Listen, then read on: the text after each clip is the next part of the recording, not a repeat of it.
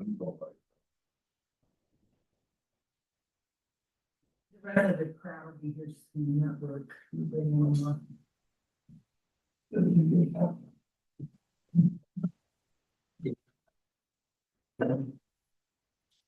Okay, we're live streaming.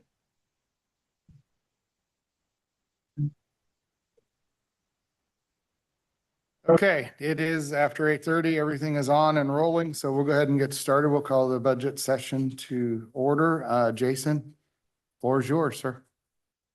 Well, I handed out kind of an updated comprehensive financial plan draft from what we talked about a couple weeks ago.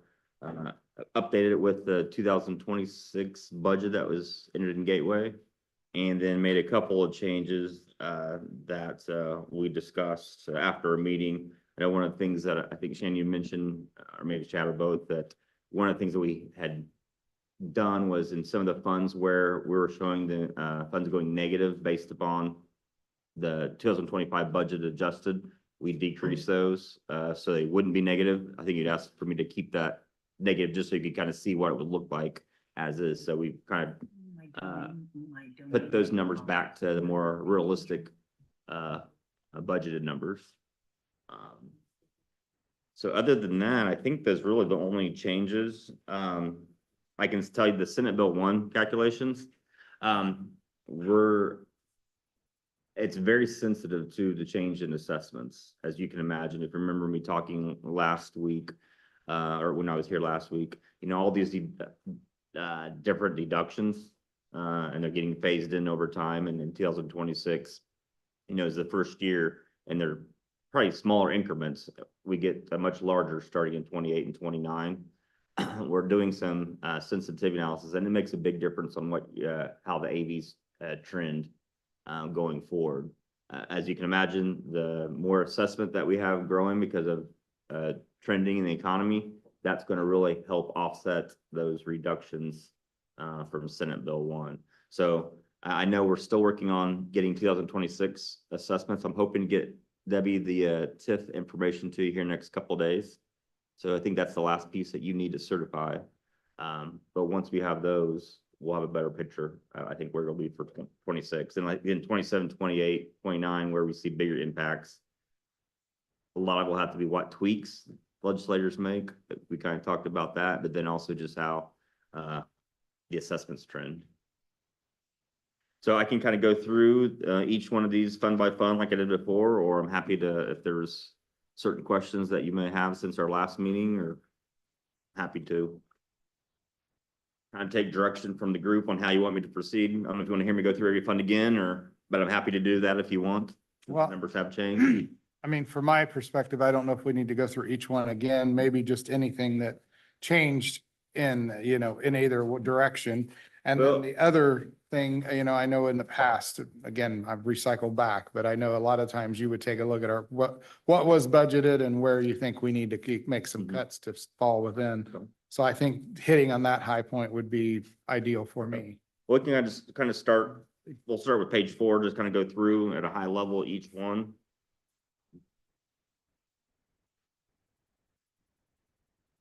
Again, page 4 is the public safety local income tax. You can see in there in 2025, you know, if with the additional appropriations that we have so far, we are looking at a, you know, ending balance about $440,000. And into 2026, we should be getting the estimates of the local income tax for 2026 in August is when we typically get them. But right now, again, we just kept that constant.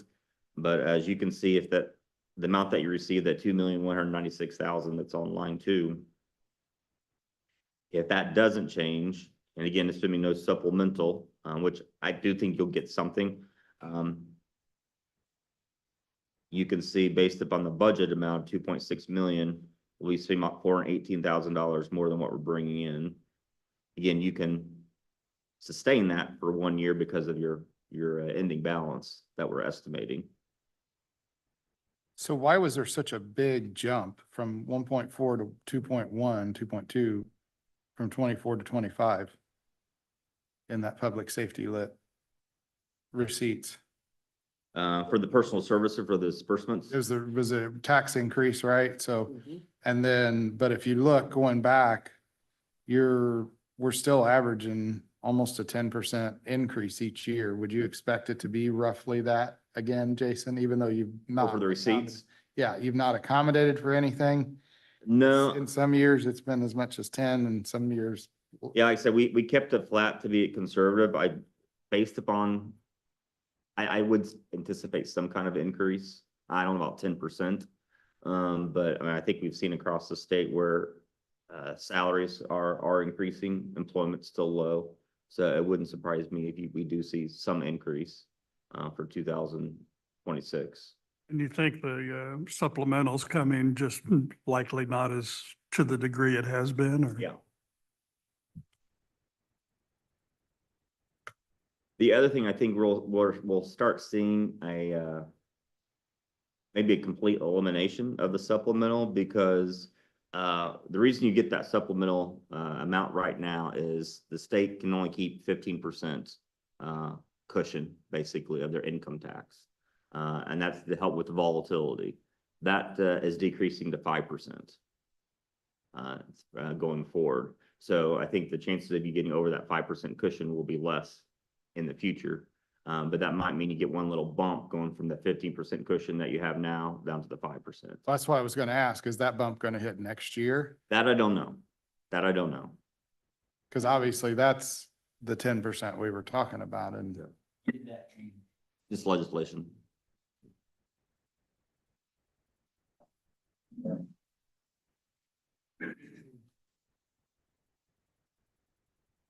I sent out a spreadsheet to the entire group with my projections for lit and supplemental.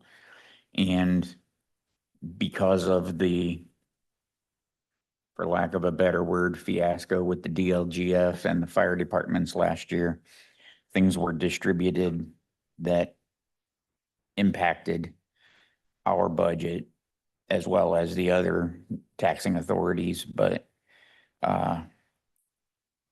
so I put for public safety lit, my estimate was 2,345,515, which it actually represents a 6.769 increase, 6.769% increase.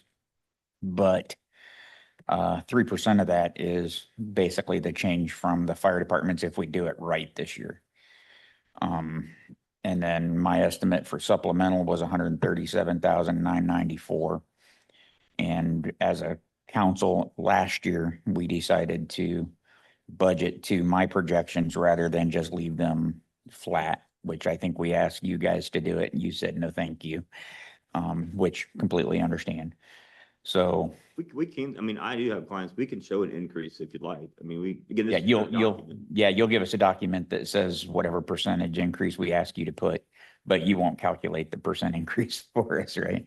We can, I mean, I do have some month by months, at least we did. I'll have to make sure we still currently get it from the Department of Revenue, but we do have some running totals of receipts. So we could kind of at least look at the employment and make a little educated guess on what that would be.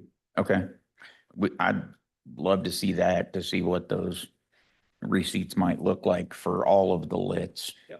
But I showed a negative 27.781% decline in what I think the supplemental is going to be. So if we get that big bump because they're dropping it from 15 to 5, that could be different. But we kind of have known for a couple of years that that's not going to be around for a long time. So just wanted to share that with the group. Using Shannon's number, the operating balance would be 6% instead of your 0.82, using his numbers, which makes us feel a little bit better, but it's still heading in the wrong direction as far as balance.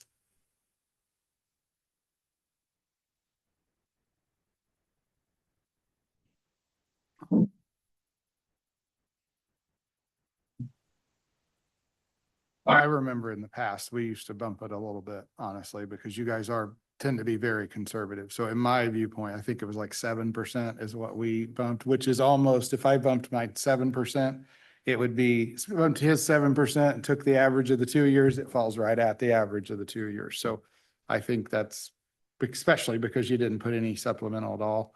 2.35 seems like a pretty reasonable average in the middle. That being said, we understand that this account's still going down. So ideally, we would hope that there's enough money to carry this account through to 28 when we've got to change the whole world. And that's what I think would be important in my mind. Right. I would also say I would much rather be a little more conservative and come out better than say, nope, we're going to look at what we think it's going to be and we're going to, just because you're conservative, we're going to add 7% and then we're way in the hole. I mean, it's always better to, I don't know how everybody else budgets their households, but in my household, I budget conservatively. So I have a little money extra and not surprised. What I could do is I could have this version here where we can keep it flat, or maybe do like a 3% increase. And then have another version down below, like a scenario 2, using a 7%. So you can kind of see both. I mean, I think we can figure the math ourselves. Honestly, I don't know that we need to go back and have you start over, because I think we just have to figure out what the comfort zone is, but amongst everybody here. You know, if Bobby wants to go straight on the number, some of it sounds like Shannon's more amenable to go way higher. I'm probably not as amenable to go as high as Shannon, but a little higher than Bobby maybe. So, I mean, you're the Baker Tilly number. So, because I will tell you, and you guys do a phenomenal job for us, but I have never seen your number come in on par. It's always a little below par in my experience, but I think you guys manage it that way, which is great. But we live so tight. We have to live in the land of actual, not, you know, I appreciate your educated, conservative estimate. Then I've always tended to go a little above, not quite as, Maybe not, if not the 7, but if you want to do something in between, yeah, I we're mean, happy to, that's an easy change to make. because if I went back and looked, what did you actually estimate for 25 before we got the actual numbers? What did you estimate? Do you have the historical number that you estimated? Because we Well, came in I'm at just under guessing that- 2.4. I know that's wrong, because we would have thought that you did in the fire safety differently than it actually happened. Yeah, so that skews it. So it doesn't matter, but okay. All right. Any other questions on this one? No, I think using your numbers for the most part is why we went from 16% to 31% to 56%. Last year was as an outlier because of all the changes we did to the LITs. We knew we were going to leave the balance that we had been building up. We went into that balance a little bit. We don't want to go in too much. But the bottom line I see at the end of the day, the budget has came in at 2.6. So we're significantly over estimated receivables, even using Shannon's full number. That's true. The We're number, still significantly overestimated receivables into Yeah. that safety lit. the spreadsheet I sent you guys, basically, the calculation, the way it was done last year, actually would have ended us at 7.5% increase. And I am not at all comfortable with that, so I cut it in half. I used 50% of that to kind of guess where that would go. So there is a dollar amount that will fall into that budget, provided we, based on the decisions that are made at the tax council later tonight, I guess is what I'm getting at. If we split the volunteer fire department's money and the paid fire department's money the way we intended last year, then there is a dollar amount that will be included in our public safety lit that was not included this year. And I have no problem budgeting to a more conservative number. Page 5 is the lit correctional, so, probably same kind of comments. Here, based upon the actually anticipating an increase for 2025 based upon keeping the income tax flat and your budget, we are showing spending a little bit more than what we're bringing in. So again, if we assumed 3.5% increase. Probably have a balanced budget, pretty close. Yeah, that's what I was gonna say. My thoughts on this one when I looked at it before was exactly that, this one I'm less concerned about. Yeah, and you have I a think very this one, healthy balance. we seem very budgeted in this balance. Yeah. So this might be one that, you know, as you're thinking about your budget, I mean, again, you have, you know, almost $3 million accumulated at the end of this year, are projecting, you know, again, this is your jail rate for the bond payments. But also, you know, this is a fund that you could accumulate if you did have to get a new pod, you know, purchase a new pod, do an expansion. This might be one that you can kind of treat as kind of a capital account too. What was the change last year? It was a 20% operating. Did they do away with that, as I recall, or was there, went to 30%? Both of those were discussed in the Well, the legislation. rate could go from 0.2 to 0.3 if you had debt outstanding of a certain year, but no, that you could still use 20% of your operating, I believe. And we didn't fall under that 0.3. I thought we did. I think you could, because you had bonds outstanding. I need to look and see what year, if it was 2019. I just think a year ago, we qualified for the 0.3 if we needed. At this point, though, I mean, this balance would just roll into the general fund in theory. Yeah, Have they figured out how the debt service, because Debbie, did we decide if the debt service was included in this balance or? Everything that comes out of the jail, like, So, like, yes. everything that comes out, we don't have a debt service. So we don't have a separate debt service account for this, so We only have this, debt service accounts for The So- GO property bond. tax. so we don't necessarily have the $2.79 million on hand because we have to hold, how much of that for debt service? What's our payments, annual payments, 1.8, 1.7? Yeah, it's line 12. Yeah, 1.72. Yeah, so it's, so technically we have about $1.2 million in actual balance. We We'll have, have to decide, I mean, and has that even been discussed, how we manage, do we create a debt service account? Because how does that work on this 428? We'll have to decide that when it gets. Yeah, you'll closer. just have to, in 28, well, one thing, we're still waiting to hear from DLGF. We've asked whether in 2028, we could move these balances into the general fund, which is kind of what I've shown here. We're still trying to get, I've heard from some that legislators, that was what their intent, because they wanted to make it as easy as possible for the council, and just move it over there. But DLGF may have their own opinion, so we're waiting to hear back from their opinion. Well, I would think we'd have to create a debt service account or something if we would do that. Ours is separate, so we don't have to take our jail lit and put it in county general, but it's separate from all of that. I think that's what I understood them. because there was a bond. But I might, because it's a bond and it's in statute, and this is what Ryan said. Henry County is in statute as having a jail lit, so we don't, this won't go into county general and it won't. But in affect 20, our 2.9. in 28, though, so you're saying we'll have a jail lit Yeah, collected beyond 28? That's the way I understood Ryan to say it. Wow. Because he said Henry County was called, Henry County was called out in statute, so our jail lit will always be separate from everything. That's the way we understood him to say it at our conference last week. I wonder if he's confusing you because you don't have a special rate. yeah, that was what I asked. Yeah. Because you're right, like Randolph County, they have a special rate for their courthouse. So it's set aside. Above and beyond. They will be able to keep theirs and have a separate fund, and it's not part of their 2.9 or 1.2. But our jail. But your jail lit's just a regular, Okay. so I wonder if Ryan misspoke there and was thinking of a different county. Yeah, maybe. But he just said Henry County, so we thought it was separate. So what you'll want to do going forward, and not just your jail lit, but all your lits is in your general fund, you'll have to have a separate budget line that says, you know, lease rental payment, jail lease rental payment. So that will be a new budget item in your general fund. But how does the bondholder, will the bondholder not require us to hold money in a certain account or part to meet the obligations of the bond? Because, I mean, we agreed to that in the bond. So I would assume the bondholder is going to require us to do something to hold those funds in escrow, if you will.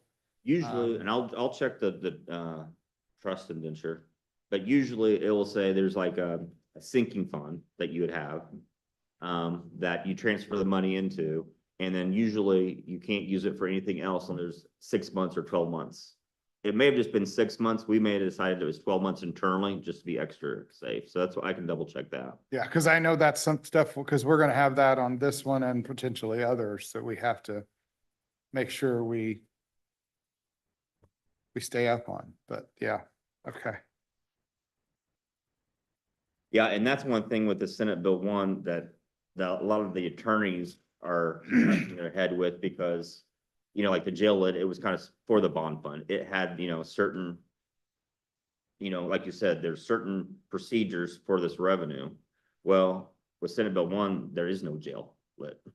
So it's like all that goes out the window. So it's kind of like we're The 20%, the whole thing is gone, yeah. so. Well, and so you could argue also, as from a bond purchaser, you know, it says the county will set aside, say, 12 months of jail lit into a separate account. Well, there is no jail lit anymore. So, I mean, all those like bond purchasers agreements, those terminologies don't exist anymore. There is no jail lit going forward. So how does that, I mean, do we have to renegotiate that? No, it's just, I hope mean, not, we'll 'cause still the rate want would to handle it change. internally. But this is more, but from a legal perspective, you know, you said you would do this and this and this, but you can't do this and this anymore because there is no jail lit. And, you know, technically, but that doesn't mean we can't still follow those procedures, but we may have to do a little bit differently since now it's all being moved into the general. So the 2027 councils around the state are going to really be challenged, because that's also another biennial legislative long session, and they could really change up and modify the SB1. So there's a lot of things we're talking about now that we really don't know, can't forecast. Is that correct? Yeah, and 27 is going to be, it's going to be like any other year that you ever had, because not only are you dealing with your own budget and own questions, but now you're going to have every township, you know, all the small cities and towns approaching you as well for their local income tax requests that you're responsible for. So that summer is going to be a very busy one. You're gonna have a lot of extra work if things stay as they are now. But the lit correctional, I mean, this one I'm not worried about. Like I said, yeah, even with that amount that we need to set aside for the bond payment, it's still, I think, going to grow. And like I said, it's something that again, we may want to, again, it's going to make it more difficult because it's going to be just thrown in your general fund. But that might be something that, you know, if you're looking at needing additional capital expenses to the jail, this could be a place. Page 6, public safety access point. Again, you're keeping the revenue flat. If you look at the 2026, you know, bringing in 1.2 million of revenue, the budget's 1,290,000. You know, we're just showing spending $48,000 more than what you're bringing in. So this one, again, I felt comfortable. C will probably actually grow. The $87,560 additional appropriation for 2025, I believe, is now recurring every year. That's a debt service payment for EMS, but I think that is included in the other services and charges for 2026. You know, for that 87,560 in Brian True's budget was budgeted in 2026. I know it was. So it would, that additional appropriation shows up in 2025, but it's included in the other services and charges in 2026. I just wanted everybody to understand that. Yeah, and your previous one didn't have our current budget, so it was not included in it before. So I just wanted to point out that change. You covered this before, but personal services are what? Salaries? Is it fringe benefits? What? That's the majority of it, yeah. Okay.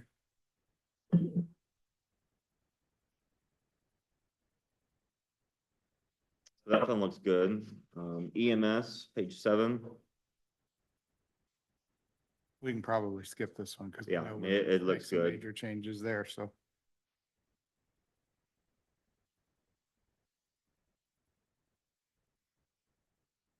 Judicial lit. That's the one where we, have a concern with, this year's budget just because of the additional appropriation. I'm not for sure. Page 8, we're showing an additional appropriation of 106,000. We did, because we didn't have this in time, the only reason we did it was to take it just to, budget it. Okay. Yeah. Oh, so we we're just- double that's the counting? only reason Yes, we did it that's- was just to budget Okay. the money, that was the only reason. Okay, That was my understanding. okay, so we'll take out that 117,000 of Yeah, personal 'cause we only services. did that to budget Okay. it. Yeah. Well, then this one looks fine then. As well.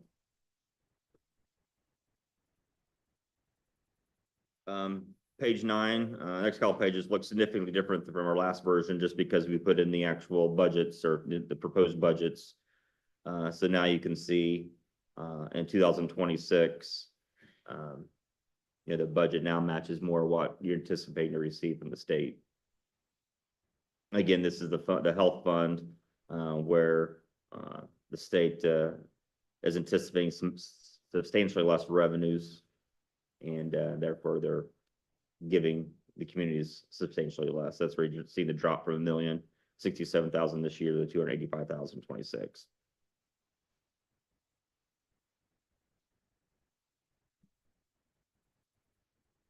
So page 10. We did increase the health fund certified levy on line 2. You can see this year was 271,000. We did bump it up to $530,000 in 26, and that was just to allow, based upon your budget, to have a 25% minimum balance. How did the 2025 certified property tax get to 271? We didn't change the tax rates or anything. We didn't change the allocations. Shouldn't that have maintained in that 500,000 somewhere? Looking here.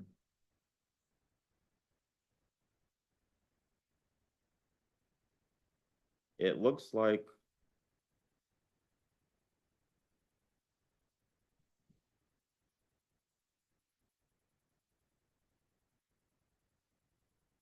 it did change.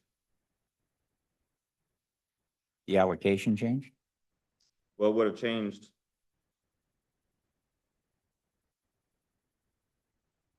Yeah. And probably when you're doing your budget, you're probably not, when you guys do your budget, you're probably looking more at, how much levy you need, not so much the percentage of the budget. Sure. We talked about changing the property tax allocations last year because of the Health First Indiana money that came in for the health department. Mm-hmm.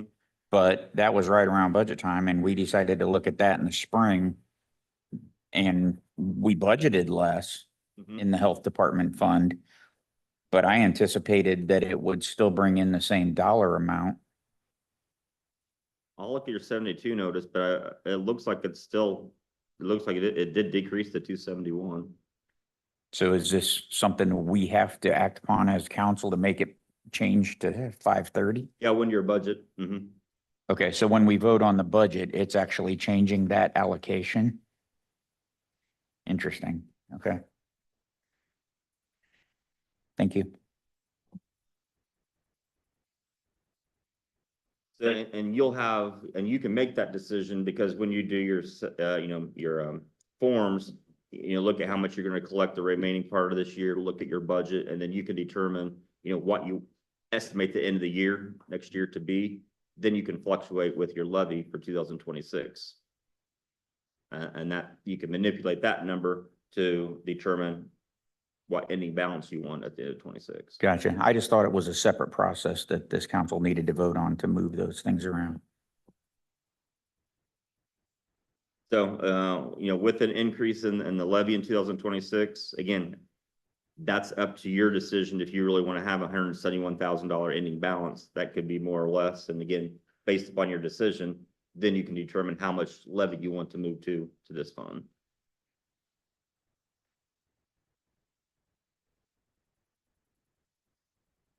Page 11, your general fund. You know, right now, based upon your budget and what we're showing here, and based upon the $10.4 million of property tax levy on line 2, we're basically showing you have a balanced budget. You know, the change in fund balance on line 39, we're only showing about a $68,000 decrease in 26. So again, the big key is that two big variables is the circuit breaker tax credits, line 3, and the SCA 1, line 4. You know, combined, we're looking at losing almost $2 million in revenue. Again, I think we'll have a better idea once we get to 2026 certified AVs, because both of those numbers are really impacted by, one, budgets, and then also how much your AV is growing. Still looking a lot better than the 0.1% back in June of 2019 when you spoke to us, Mhm. when you were still on BA. Oh, yeah. 0.1%. Yeah, you guys have, I mean, it's remarkable how quickly changed, not ARPA and increasing the local income taxes definitely helped that. I know you guys have had to make some tough decisions over those years. Well, partially using your conservative numbers guided us, but also balancing the budget with a cushion every year helped a lot. So general fund, you know, I feel, you know, looking at your ending balance, you know, even at the end of 2026, you're still over 60%. And like I've said, you know, not that many counties have balances over 50%. So. I do see that's decreasing. Yeah.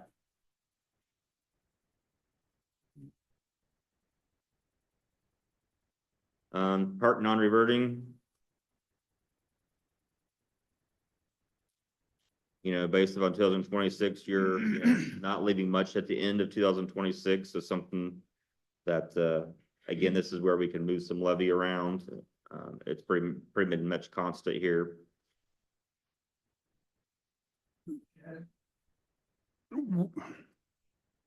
I turned it off instead of on. We made a modification to that 3 years ago, I recall, to their, but I don't recall what we did. Did we increase the park at that time? Yeah. Back, was that 22, I think? It was a- 22, we increased the park because it was just continuing to struggle to even come close. In the health department, yeah, I think we did that and decreased the general fund back then. Reassessment, that's what. And so, So that wasn't enough, or they're just overspending, or? I think it's just continued to go up. I mean, as you can see, their receivables have been very flat. Well, their receivables, remember, they go into the 1117, or the 1117. They took all of their revenues from the rentals and all of that, and that goes into that other fund. They have that another fund. With that rental fund? That rental. Yeah, but their levy has been pretty flat, and then, but their costs have continued to go up. Like everyone's. Yeah, that 6-8%. Even in 21, their levy was around 534,000. Okay. So. Hmm. Statewide 911 looks good. No changes there. It's not property taxes, so it should be impacted by Senate Bill 1. Your Cume Cap Development Fund. Even with the impacts of Senate Bill 1, we're showing that you have sufficient revenues. I think we made a significant modification decision a couple of years ago that turned that around because it was heading quickly into the red. It might have been 23. We took corrective action. So this is one where too, if you look at the certified property tax levy line 2, I've kept that flat. again, this is based upon your tax base. Your tax rate stays the same and it fluctuates, up and down based upon your tax base. So hopefully, again, if we can get assessments growing faster than the deductions we're seeing from Senate Bill 1, you'll get more revenue from there as well.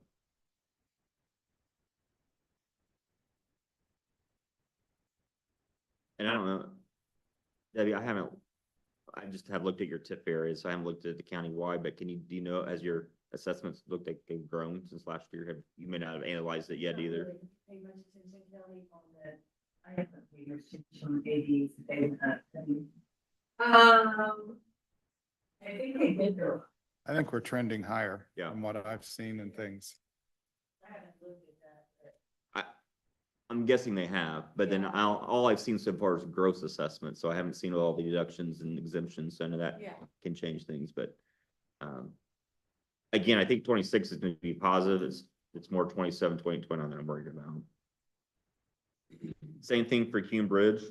Again, as you know, we talked about this as part of the property tax levy.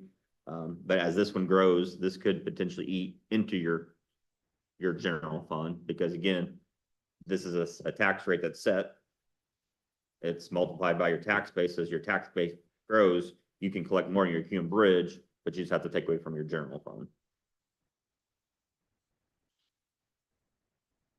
So if we wanted to increase this, we could just increase it in our budget and we don't have to hold something outside of that to alter the levy amounts. Right. Okay. Well, if you want to increase the rate, let me check with Paige on that. That may be a process just like your CCD and your other funds. Okay. And we may have passed that deadline. on CCD. It's May 31st. Cume Bridge. Yes, you did, that was, It's May, May, I think it had to be done by the commissioners in May. yeah, It's it done did. by the commissioners and it had to be done. It's one of those outliers. It's earlier than the other three. So in order to change that tax rate, we'd have to wait till next year for 27.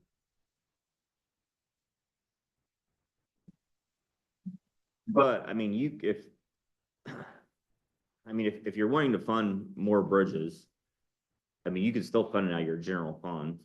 I mean, if we increase the tax rate here, once the money's here, it's limited. It can only be used for bridges and, the short list that qualifies. So if you want to be more flexible, you might just keep it in your general fund and then just have a budget line item for bridges. But if it's easier to account for and move the money in the bridge and accumulate it, there's nothing wrong with that. But just keep in mind, by doing that, you're kind of limiting yourself what that revenue can be used for. Yeah. Reassessment, looks good, and typically I don't think they spend all their budget, in the past. As you can see, it's been growing over time, so I don't see any issues with reassessment.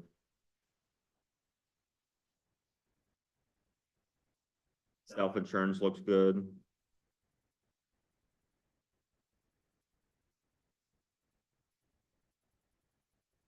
Highway is one where I know we've talked about.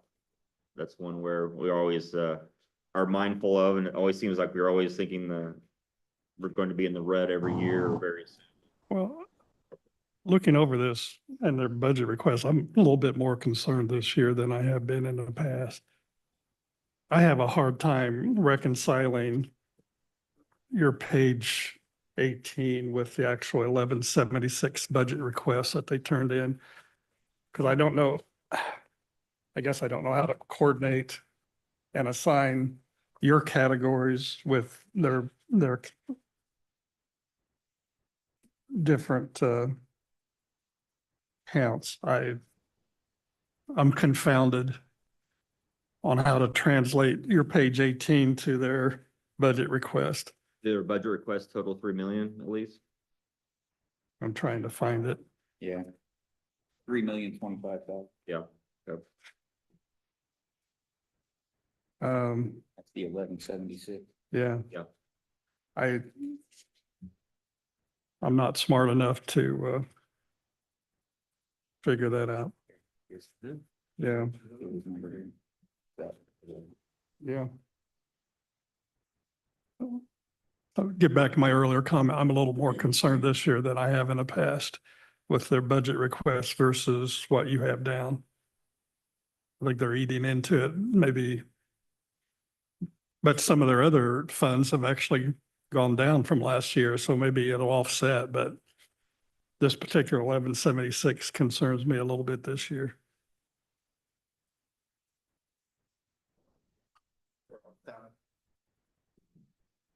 Well, they've had a lot of it, That's where all the salaries are as well. So right, increase in salaries from last year to this year was a couple $100,000. right. So That's part of it. And we're looking at, looks like their budget for 26 is very similar to their budget for 25. It is.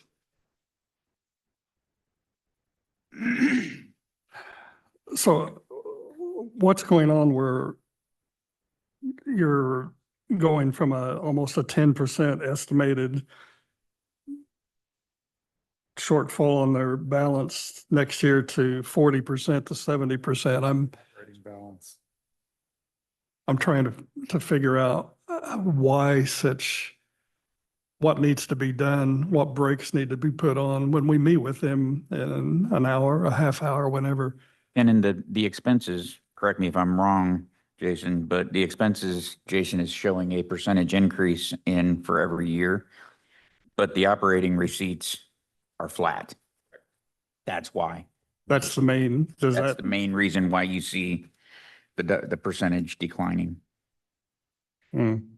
Okay, Yeah, you see, part of it's gonna be, I know we gave raises, but if you look at the budget in 22, it was 1.6 million.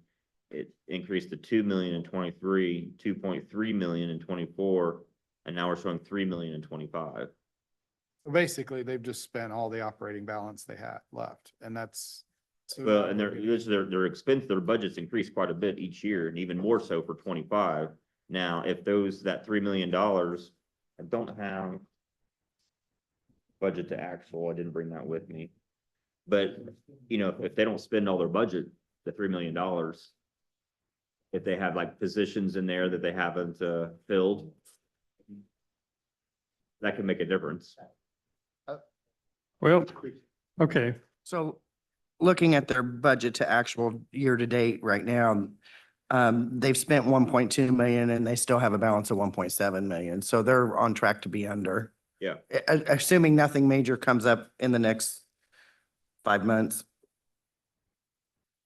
That could be the other reason why it looks more dire than is if there's positions or expenses in there they don't typically spend. okay. Well, their actual budget request for 26 is down, both in administration and the maintenance and repairs subcategories in 11. So they'll probably be okay.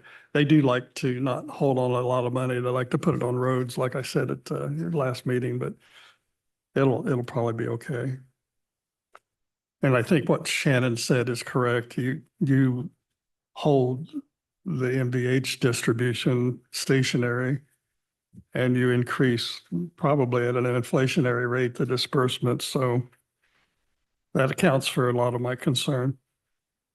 And the fact their budget requests are actually down, which is one of the few departments that are down in 1176, they probably will be okay.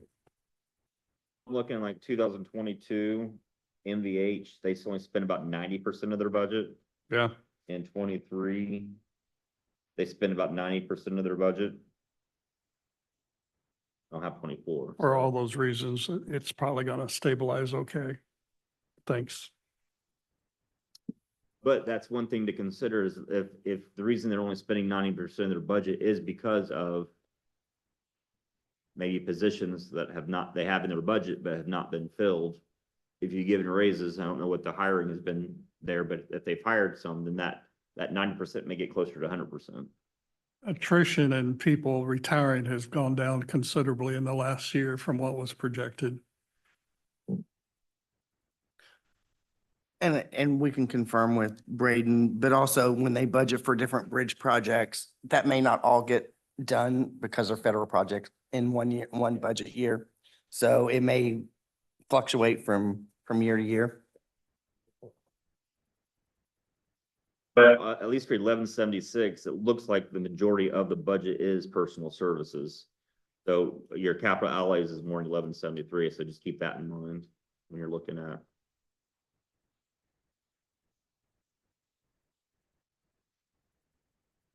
And the 1173 is page 19, that the highway restricted.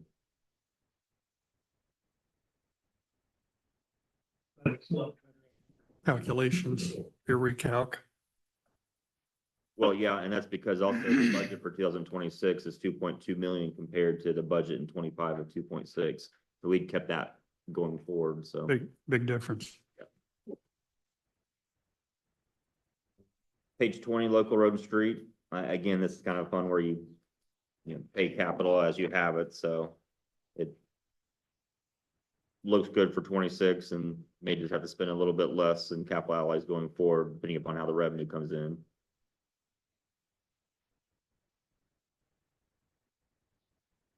And then the last one we looked at was the wheel tax.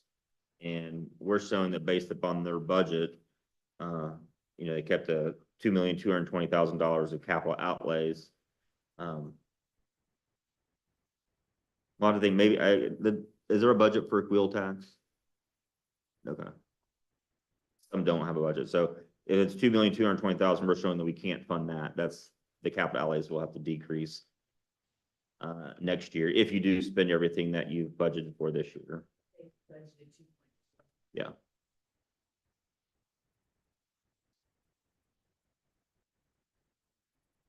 I know at a recent meeting I was at last week, EIRPC, there's some counties that have not adopted a wheel tax and they're really hustling to, Yeah, we're running a lot of numbers right now for communities, yeah.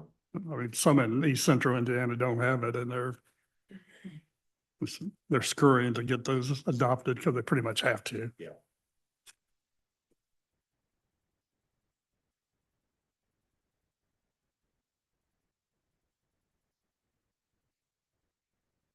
Reading the proposed 2026 budgets, I mean, it does look better than we were showing a couple weeks ago.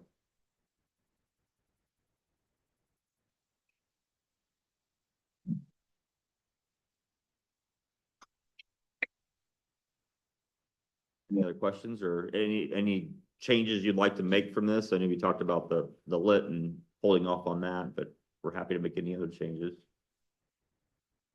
It does look more favorable than when I tuned in Zoom a few weeks ago. Oh, yeah, definitely.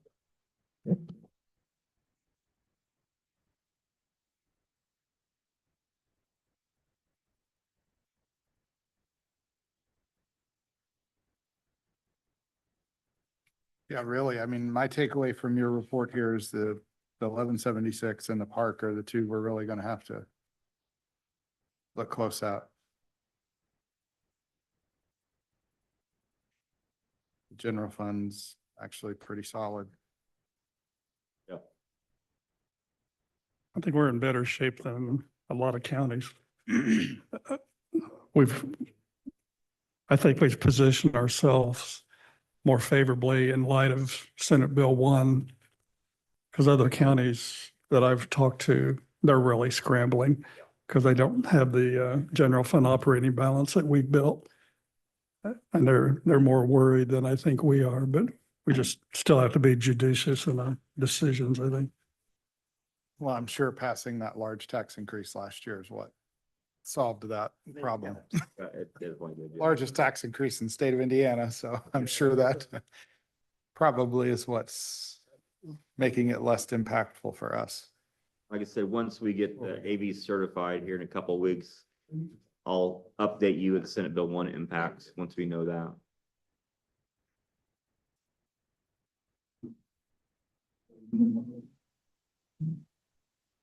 Jason, as always, thank you so much. I appreciate everything. I don't know how, I talk to other counties who don't use the service like you, and I'm like, that would make our lives a whole lot more difficult and a whole, I just don't see how they're as efficient. I mean, so I truly appreciate everything. Anybody have any other questions for Jason? No, I think I they're, know he's a busy guy. those who don't use services like you are the ones scratching their heads, scrambling and worrying.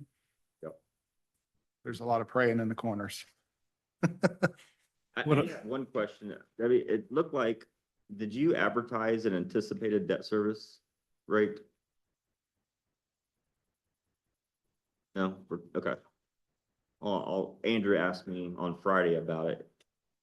And I did, I have, no, I did not. Okay. I hadn't heard anybody talk about it. Okay, and I knew we kind of, I didn't think we were planning on doing things, so I'll ask him about that. Okay, And we may give you a call just to make sure that something's not showing up on Gateway that shouldn't be. okay. But if you advertise, it's not a problem. We won't go forward with the set bond sale, but I wanted to make sure that was your intent or not. Yeah, to my knowledge, everybody. So I'll take a tangent on, because you mentioned TIFs earlier, and since I sat on the RDC and we have a lot of TIFs and bonds associated with TIFs, and I know a lot of those bonds are backed by property tax in case they don't bring in enough revenue. Do you see any concerns that this council needs to be concerned about, that we may have to shore up any of those bonds? Well, one thing, you are one of the few communities that don't have, none of your bonds have property tax backup behind them. They're all pure TIF. So you don't have any risk of that. We're working on the 26 values right now for the TIF. So I'll know more, probably today or tomorrow as I'm reviewing the numbers, but there will be some impacts from Senate Bill 1. Trying to think I think it has a lot to do with the rate. It's more so than the actual, because they excluded TIFs, but the TIFs are still impacted by the overall rate. And when the AV goes up, then the rate goes Right. down. that's what impacted the That's- county TIF areas a lot last year, as you saw in some cases a 15-20% decrease in your TIF. That was because some of the township rates went down 15-20%. So, great for the taxpayer, great for you, because that helped reduce your circuit breaker losses, but bad for TIF. So we did see some substantial decreases. We will see, again, most of your TIF areas are commercial property, and commercial property aren't hit by Senate Bill 1. It's just the agricultural will get hit, which is not very much. Like Newcastle, I know this isn't Newcastle, but they'll get hit a little bit hard because they have some residential TIF areas. They're going to get hit because residential are getting more deductions. But even Newcastle, most of their areas are commercial, so that shouldn't see too big of an impact. I mean, I know we were impacted because Corey came to this group and was talking to us about how these proposed housing Yeah. projects are impacted by it, but Yeah. so at the end of the day, that's not something we need to really even keep on our radar, because we're not gonna have to worry about paying the bill if the TIF doesn't. Right. That's what I needed to know from this chair. I've got one last question before you head out, and it's the same question we asked last time that you were gonna look into about, Bridge. fire departments and EMS responsibilities. Based on the law. I did ask Paige, and we think that the counties are responsible. When you read the law, that's how it Yeah, reads to me as well. that's kind of the way we read it internally, but. as And always- the maximum amount of that is not enough to pay for 100% of all the fire departments and EMS Yeah. in the county, including what the city is doing. So that's something that Yeah, I we're think gonna so. have to engage AIC to lobby for some clarification for before that goes into effect. Because what Shannon's talking about, just for everybody, is that 0.4% max that we can pass in 29 or 28 to cover. And if you read the bill verbatim, it basically states that the county is now responsible for all EMS service, all fire service. We'd have to, all volunteers, all three of the ambulance services that, four of the ambulance services that operate inside the county. Everything would fall under the county, and that 0.4 wouldn't even begin to pay for all of that. So that can't be what they meant, or something's got to shift there, for And sure. that's something that I have not really heard questions about. So that is something we should probably bring up to AIC. Because I think it's something. We have our Week. AIC conference coming up in end of September, 1st of October, right? Yeah. For So down in French Lick. So I know I'm going. I'm not sure who else is going to go, but I would definitely try to get away if you can to go to that because I think it's going to be dire if that's the case. I think we're going to have to bring that up and we're going to need David and Ryan to look at that big time for us. Because that may need to be something that gets altered. Because I know that in talking to all the legislators, they all agree that this thing's going to get tweaked. I've not met a single one that says it's not, so. We're definitely hearing from their constituents. Okay. Jason, appreciate the time, man, as always. The other question that was asked last week that I did follow up with Lisa Lee is she does think that we could bond from the Cume Bridge Fund. Okay, so we could potentially pass a bond. Okay. I have a thought on that. Would that work similar to the jail lit where the bond payment would come out of the bridge? Or would it be, so we could set it up similar? Okay, thank you. So in that case, it might, Debt service, right?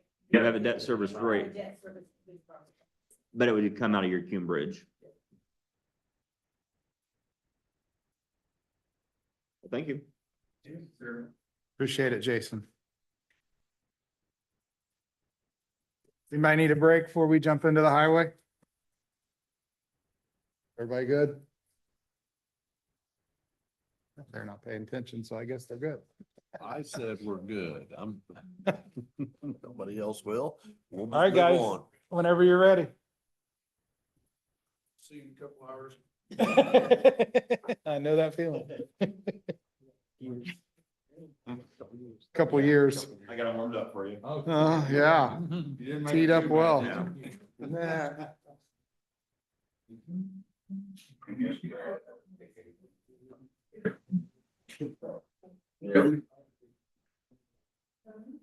All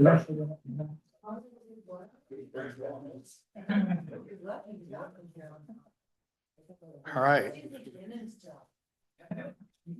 We'll start with 1176, or what do you guys want to start at? You tell me. Wherever you want to start, Chad. We can start at 1176, if that's what you want to start with. I don't know if you caught Jason's, I didn't see when you guys snuck in, but he did go over kind of your accounts, and that was the one that he had some concerns with in his numbers. Let me pull up his thing real quick. Cause, I did not hear him talking about. that. okay, Some discussion happened. well, I can share mine with you if you want me to, so you can see his number. Here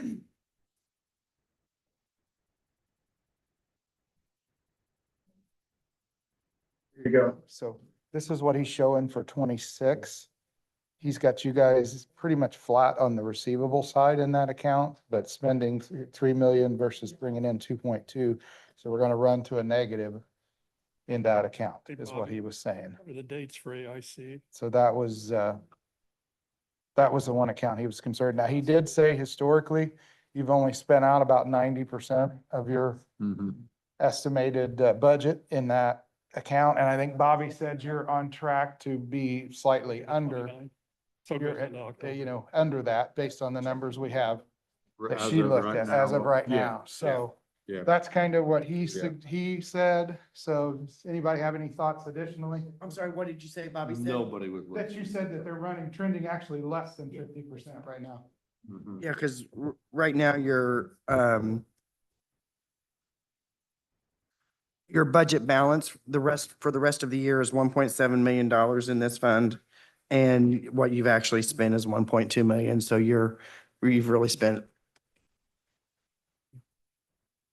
less than half so far for 7 months.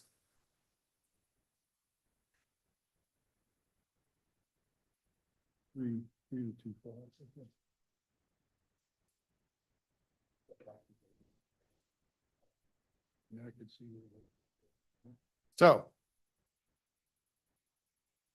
I think the biggest fluctuation that you're gonna get in 1176 is honestly, how many employees we have for the year. And that's kind of what Jason said. He wondered if you were We're only doing the we're 90 because you, extremely understaffed right now. Yeah. because you weren't able to fill the positions you have in your budget. And that is what he alluded to in his conversation that we got to be mindful of. And I'll be honest with you, I don't see it getting any better. Okay. What are you short in mainly? Is it truck drivers or just across the board? How short are you? We're short in truck right now. We're short, one crew leader. Actually, we're short two crew leaders at this time. We're short two truck drivers at this time. And we're short one laborer at this time. Debbie, I have a quick question on this. I know do we still get a reimbursement for having a highway engineer? We do not. They did away with that. No, because it's part-time. He's part-time, has to be So full-time. they did change. I know when, yeah, okay.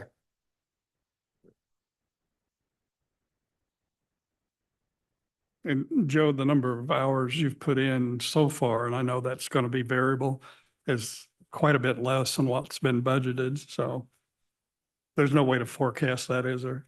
Not really. That's why we did lower that number a little bit for next year, just because of where we're at now.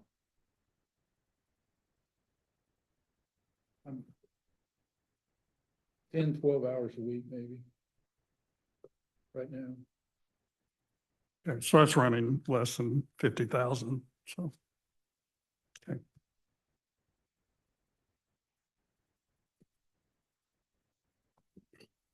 Braden, we talked year ago or whatever about hiring and if you're having problems attracting and retaining people, can you share with us any reasons or ideas or what we could help with to get you the ability to fill those positions?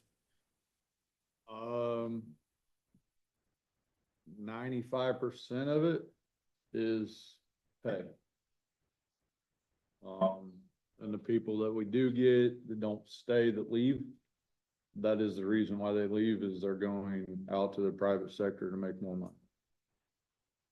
And that's a problem because it's just impossible for public sector positions based on taxes to pay private salaries or fringe benefits. It's a continuous battle for counties and municipalities. Now, we were able to fill a truck driver position this year by the CDL program that we put into place. But then finding a laborer to replace that position has been difficult, so. And we've had notice out for I don't know how long for positions being open. And I only currently have 2 applications, and one of those guys never returned my phone call when I called him, and the other guy's scheduled for an interview tomorrow, so. How many total employees do you have that's out, not in the office, but actually either garage or out on the highway working? So if we're fully staffed between guys out doing the road work and the 3 mechanics, we're at 23 people. If we're fully staffed. What are you actually then now being Right at? now I'm 5 people short. Plus I have a person out on short-term disability and a person on, workman's comp. So technically right now I'm 7 people short. I know Joe Wiley said he had 30 back when he started. From talking to some of the guys that's been there for a while, the highest number I've been told is 38. Yeah. Yeah, but they didn't use contractors as much back then either. That's the big difference when I talked to them. They did a lot in-house. Well, we We- could with that kind of manpower. Yeah, that's the difference. You got it. That number's somewhat skewed in that Yeah. if you accommodate for the contractors, that also accommodates for the skewed numbers. With the kind of manpower that we have now, it's impossible to cover all the work that's out there. So you have no choice but to hire a contractor. Yeah, totally agree. I'm just saying that it's hard to say apples and apples on those numbers because of the contractor skew into it, but Which came first, the chicken or the egg? exactly, you gotta, it's, I'm sorry, I didn't have my microphone on. I said, which came first, the chicken or the egg?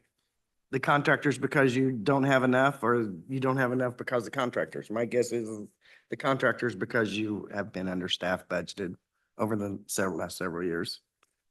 So the raises we gave didn't help you as much as some departments because they can go out into the private sector and get quite a bit more, and some trucking company, for example. Yeah, I mean, you're talking $10, $15 more per hour. Wow. So the advantage of you is you can stay home, don't have to be away from family on the weekends, but it's hard to keep that $15 an hour increase out of your mind as you're weighing those things. Yeah, I think there's a lot of other things that go into it too. I mean, there's a lot of these private sector too, especially when you get into the bigger companies that are paying that kind of wages. I mean, the cost of the insurance isn't near as much as what we're paying either. So you're making more money, plus you're getting less money taken out of your check for insurance too. So, I mean, there's a lot of different things that go into it, but obviously pay is number one. And then you take the younger generation, they don't care about insurance. All they want is money on their check. Yeah, and we have, the perf is a phenomenal offering for the county. You'll not find a better retirement package out there than state perf. But for a young guy in his 20s or 30s, They're not thinking. that perf doesn't take them to Kroger's Yeah. and buy their groceries. I mean, I totally understand that. It's hard to make that relatable. Yeah, so I just think that's gonna be something that you're always gonna fight. I mean, and I think it's only gonna get worse.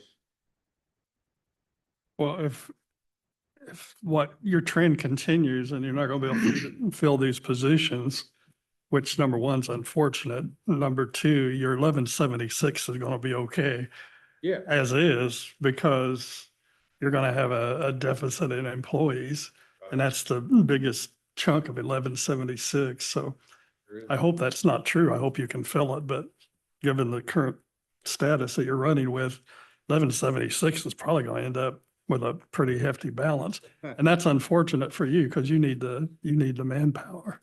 Not, we're not trying. So I guess that begs the question, how do we budget this? Because right now the Baker Tilly's estimate is, Jason or Shannon, where do you feel comfortable with the numbers? I guess I'll ask that because your numbers are trending higher. As far as increases in receipts. Yes. So, like I said, I did the calculations that we did last year and it came in at 7.5%. I am no way, shape or form comfortable with budgeting 7.5% increase in operating receipts. I cut it in half to 50% and showed 3.75, which is still a healthy increase. The only thing I've got to go by is I know that the Social Security Administration is asking for a 2.7% increase for COLA this year. Maybe we consider budgeting a 2.7% increase. We're going to get some kind of increase, but I don't know So what it's in going to the, look like. in the operating expense history, looking at Baker Tilly's report, They budgeted, I think, a 3%. yeah, well, I'm talking about the receipts and that this Right, fund that's is what I'm talking saying. about. And this fund actually looks like the receivables have actually been going down. The receipts have been trending down in this fund. And so I don't know. I'm sorry, in 1176? Yeah. So if you look here at the total receipts, Let's see, yep. yeah, they appear to be I trending was just looking at down. the top one, not the. Most of that's in refunds and reimbursements, though. Yeah, it is. The actual MVH distribution receipts are trending up just Slightly. slightly. I mean, a $30,000 increase on a $2.1 million, Right, that's not a lot of increase. So that's a yeah. very, And that's- it's a very, very slight increase. So But I it's been think flat, but we're not seeing the reimbursements that we had. this is one of those that will fall differently based on how we budget, and what, this is property taxes, right? MVH distribution is property taxes. Am I right, Debbie? Motor vehicle distributions is property taxes, right? Yes. So depending on how we budget, that will make the general fund tax rate go the other direction, right? Is that how you see it, Chad? Yes. So the question is, do we want to budget to the 2.1729?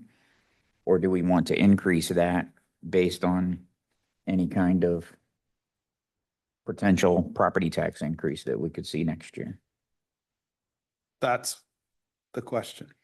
That's why I kind of suggested maybe 2.7%. I feel comfortable. You're talking raises. I'm talking about total budget. No, I'm not Okay. talking raises. You're talking I'm about talking, increase. trying to find a number that makes sense in general, that we can adjust our budget, that we can point to and say, this makes more sense. So guys, here, and I can show you this again, that the big concern is in 23, we had 2.265 in actual, in operating receipts. And in disbursements, it was $2 million. In 24, it was basically 2.2 in receipts and 2.3 in distributions. And then in 25, it's 2.2 again, right in receipts, but it's over $3 million. So you guys have overspent your receivables by $800,000 if you were to spend 100% of your budget this year. Now, that's probably not going to happen, but if we do that same budget for next year, as you can see on this, you're going to be in the red. And that's where we need to, this fund will actually be completely in the red by $300,000. So that's what we're trying to, even if we take Shannon's number and only give you a 3%, make it easy, percent increase in your budget, then you're still going to have to, we're going to have to figure out a way to cut $700,000 out of this budget. I think what he's saying is you had a $1.5 million operating balance in 1176 3 years ago. And you've been tapping into that every year with doing more on the roads. You had more employees a few years ago. So it's been eating away. And Baker Tilly's projection is that 1.5 is going to end up less than 500,000. So 2/3 of that had been eaten into. So I think what Chad's saying, that trending, we got to put the brakes on that trending somehow. Now, your overall request is actually down 1.2% versus this year in what you've requested. So you've kind of put the brakes on. But again, a lot of it depends on how well you're going to be able to fill those empty positions. If those vacancies are filled, there's going to be an issue. If it continues that you still have problems and you're going to be short 2 or 3 people, you're probably going to be fine. You don't have a separate insurance line, do you? Is that incorporated actually into your, No, there's Yeah, separate they have insurance line. liability, workman's comp. where's it at? There's a health insurance First line too. page. Uh-huh. Of what? It's on the third page of their 1176? 4 pages. It's on page 3 of the 1176 fund. Yeah. They group have social insurance. security, retirement contribution, group insurance, liability and casualty, and workman's comp. I didn't get that page 3. I never got 1176 in my notebook. I do have a question real quick though. 1176 is property tax? No. I don't think it is. I don't think it is. Okay, I didn't think, It's your voter, it's the gas tax is what. I don't have that. okay, page. Thank you. I was wrong. okay. So which one is it that's? I need that I page. don't have a lot of. 1173? But I didn't think it was for property tax. I just Okay. wanted to make sure. Thank you. I never got 1176 in my notebook, so I'm confounded as usual. What's that? I'm sorry. I never got 1176 in my notebook. Oh, I got 2 of the pages last night from Shannon. He sent them to me by phone, but I didn't get page 3, so that's why I'm not looking at it.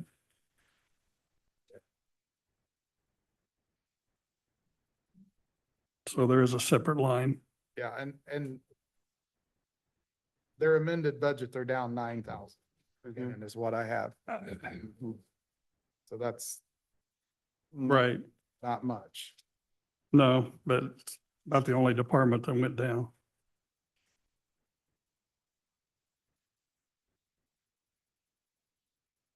I think it hinges on whether your employee status, So we're taking 3%. which we don't know. Hopefully you'll fill it, but if you don't fill it, you're going to be fine. If you do fill it, it's going to be what Chad said. Thank you.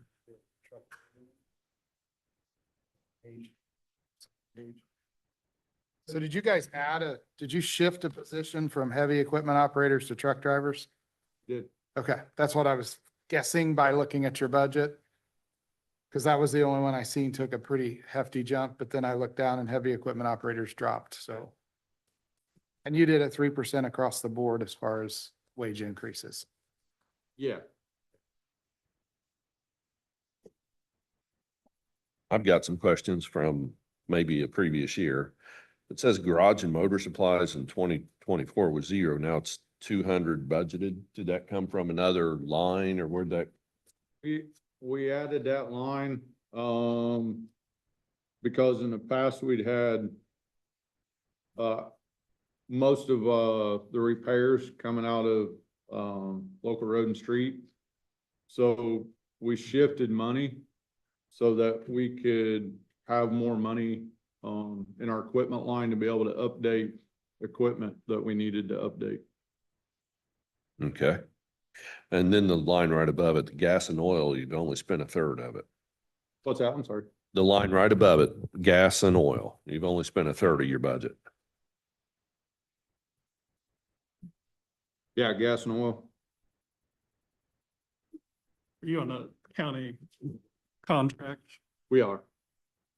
So it comes in distributions at certain times, right? Yeah. It's not been paid. Is that, Not been paid.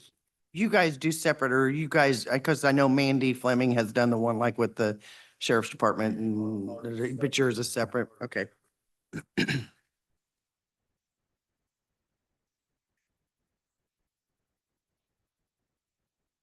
When Shannon comes back, he gave us a spreadsheet on, you have by far of the departments that have their own tax rate, you know, the health and you and 911 and the park, by far the most number of employees with the county health insurance. In fact, of those four, you're 61% of those four. You just have a lot of people, and you mentioned it takes a lot out of.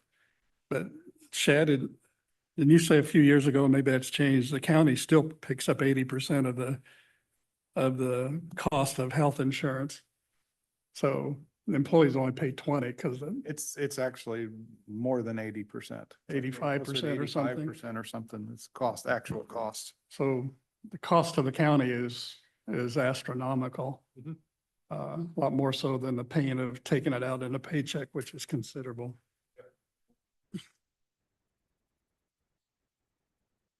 But that's all over the board. I mean, like you mentioned, there's employers out there that cover nearly every bit of it.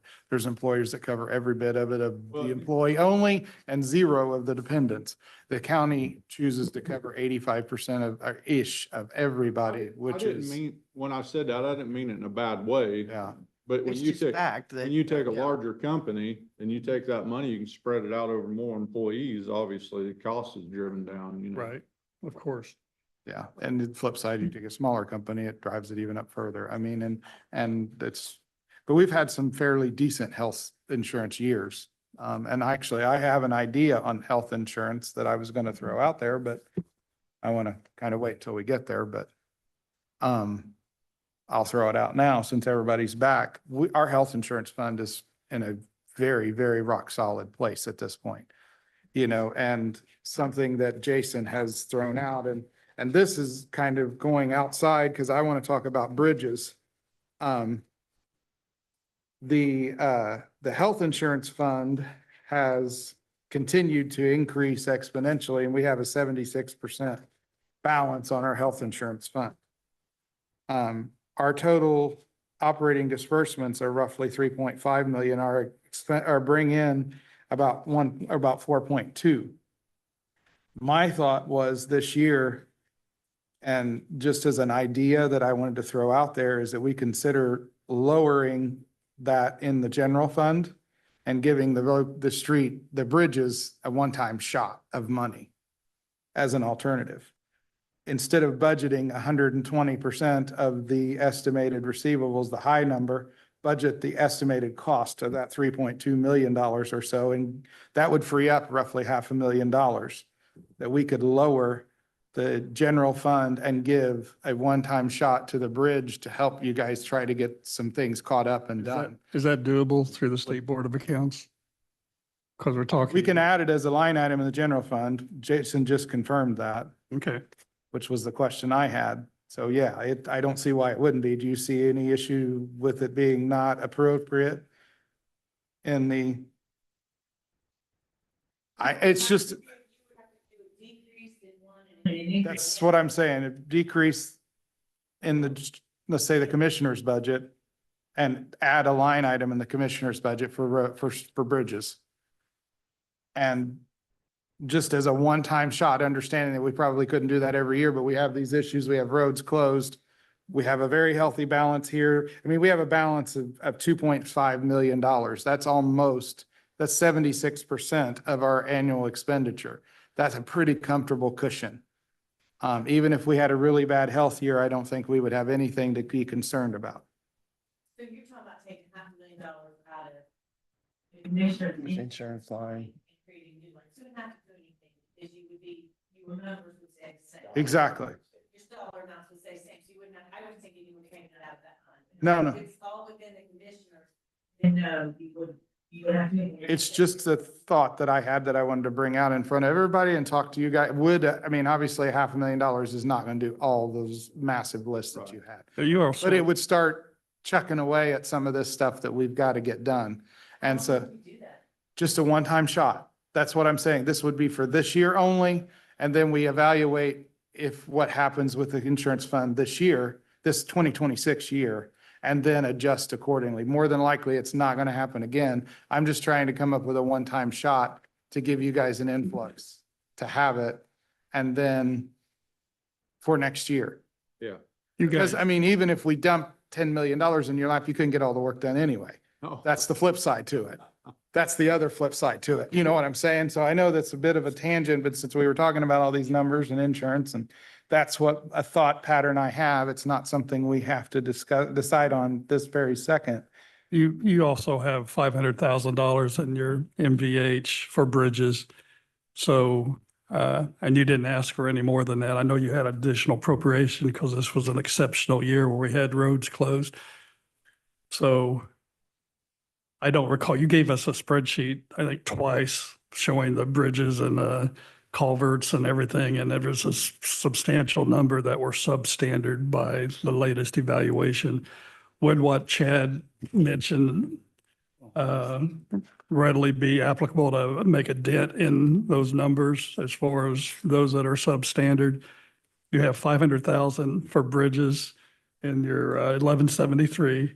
You have a Cume Bridge fund that's specifically for bridges of $809,000, 500,000. Were you talking 500,000 from insurance? Yeah. So that's another million. I would just tell us what kind of dent would that make if an additional 500,000 was Go ahead, Joe. You're saying 500,000?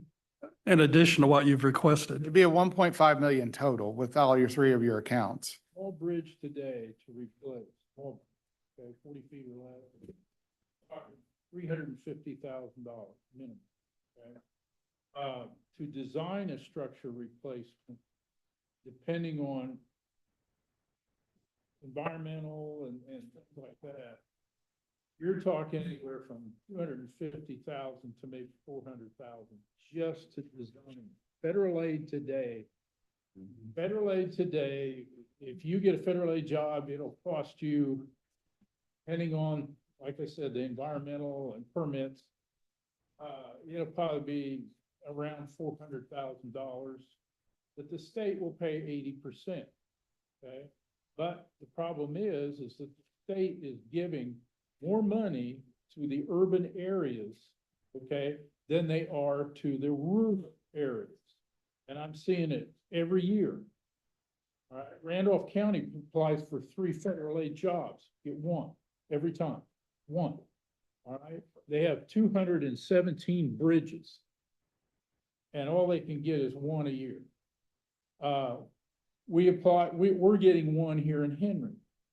But you look at other counties surrounding Indianapolis, they're getting 3 or more every time. Are those bridges worse than ours? No, I don't think so. I spent 27.5 years in Hancock, I can tell you that. Okay. What I'd like to do is if I had the money, is try to get as much federal aid money as we can from NDOT. And if that means one a year, it's one a year, okay? And so that our match money is only 20% for the entire project, including design, construction, right-of-way, and inspection, the whole 10 yards. And that would save us some money, especially on the big bridges. The smaller bridges, we can do in-house, 40 feet or less. And we've got some out there that fit that category, all right, when they're due to do it. Maintenance, bridge deck repair and overlays. There's a list now of bridges that need some overlays done on, okay, to extend their life. It's just, we don't have the money to do those. So Now, 500,000 make a dent. culverts, let's look at large culverts, all right? $500,000 for large culverts. You're talking what, 4? You get 4 out of $500,000, roughly, okay? A bridge, you can get maybe one small bridge and a deck repair and overlay on a larger structure. We have bridges out here that have what they call pre-stressed box beams. All right, and those things need to be protected from water, moisture.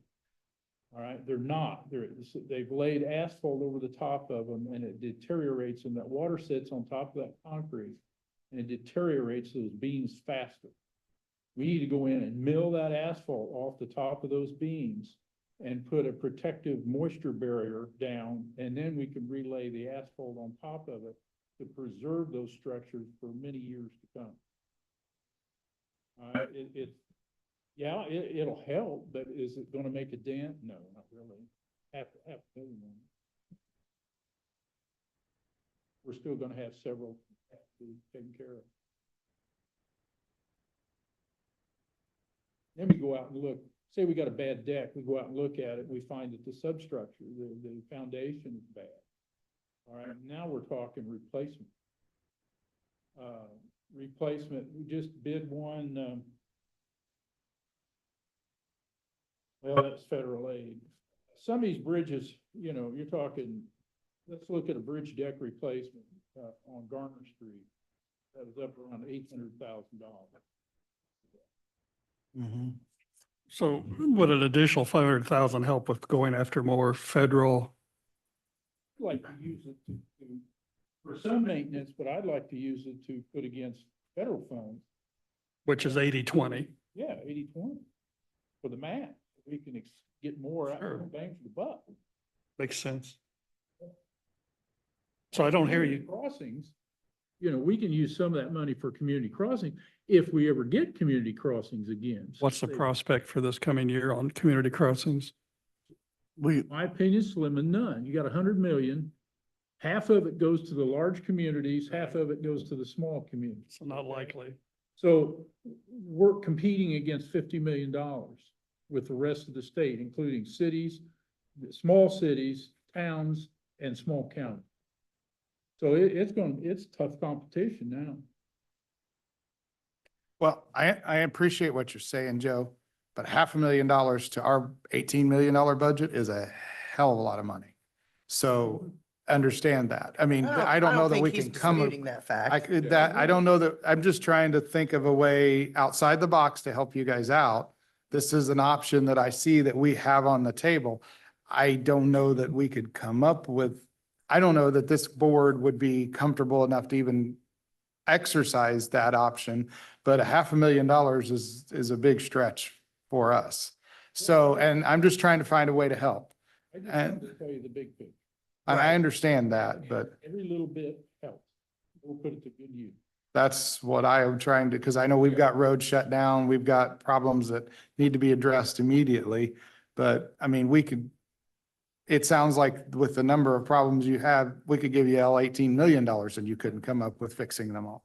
And then we just lay the whole county off. That's not gonna work, obviously, but you know what I'm saying. But I'm just trying to find a way to help. That was a number that in my opinion, looking at the numbers, is something that we can come up with and work with.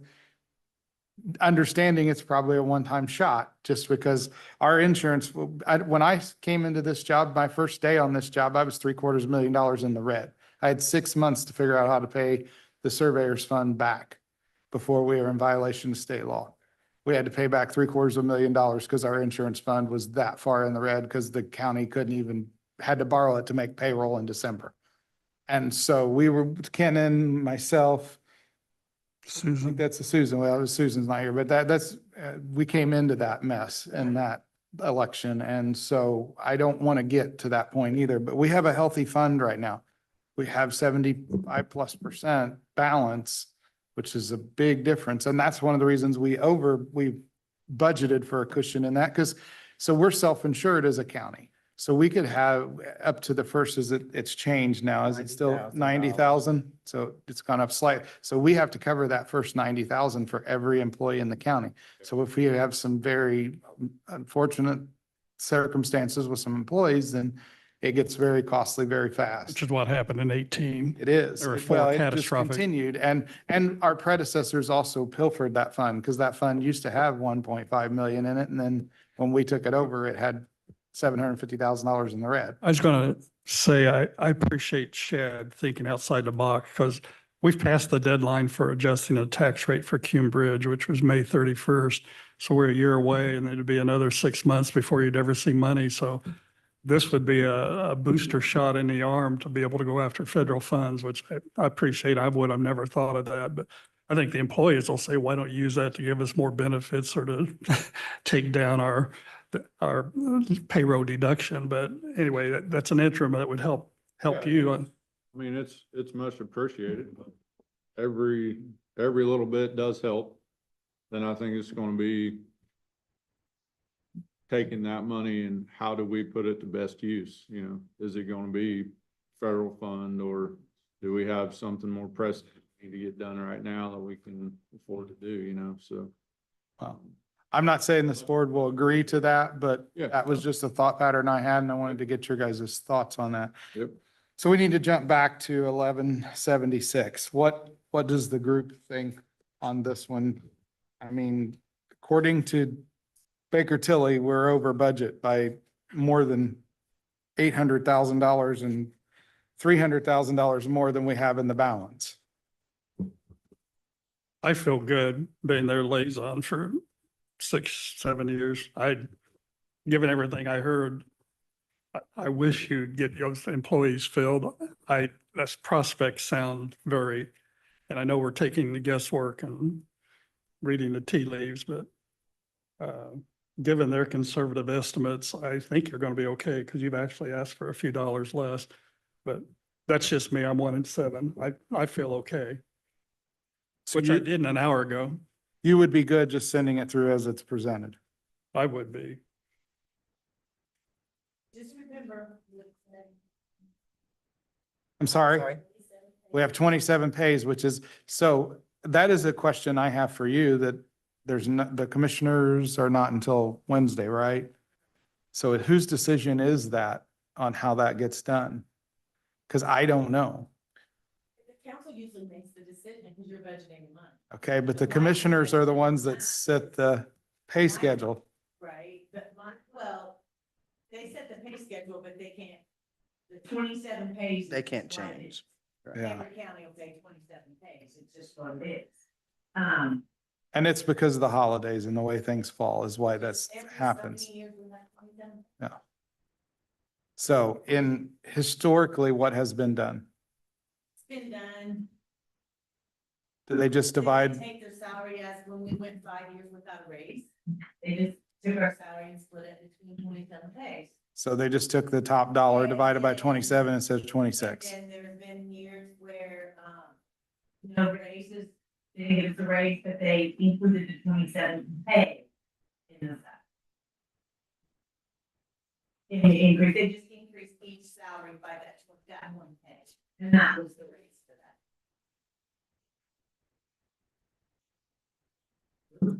Doesn't the state review the budget? And if they don't think it's gonna make it, require the county to reduce that budget? It'll be up to the state. Well, to a degree, yes, but not, there have been several times the state has come back and said, hey, you can't. This is way over budget. And this may be a case where if we presented this as is, it's possible that they could say, hey, you've got to cut this because you don't have enough to come up with those dollar figures. So yeah, there have been times that they have done that. It's Yes. rare, It's, but they have. but we also have a reasonably healthy general It's fund rare balance. with you guys now, and I don't know if it was in here in the time, it didn't used to be rare. Now, it was, Every year we come back and have it cut, and most of the time they go through like county journal, they're asked at 15%. yeah. We have, since I came on, we've tried to be very diligent in our budgeting, and that's why we went from in the hole to $10 million in balance, because we've tried to be very diligent. Now that we have a good cushion, I think we can start trying to loosen up the reins a little bit. Hey, We still Chad, got to be cognizant of it. Chad, Yes, sir. the other reason I feel good is most departments on the budgetary status that Debbie gave us that was through June 30th. Most departments are right at 45, 50% because it's 50% of the year. And part of that is there's 27 pays. You guys in your 1176 administration's 42% spent halfway through the year. But the one we're really talking about is the maintenance and repair, where most of your salaries are out of, your truck drivers, crew, heavy equipment, all that is just 37%. So unless something changes dramatically, you're going to have a pretty hefty balance, more than what Baker Tilly projects. So all those things are heading to, I really think you're going to be okay at 1176 unless you hire all 5 people in the next, 2 weeks, which is not going to happen. Probably pretty unlikely. Very unlikely, it sounds like, unfortunately.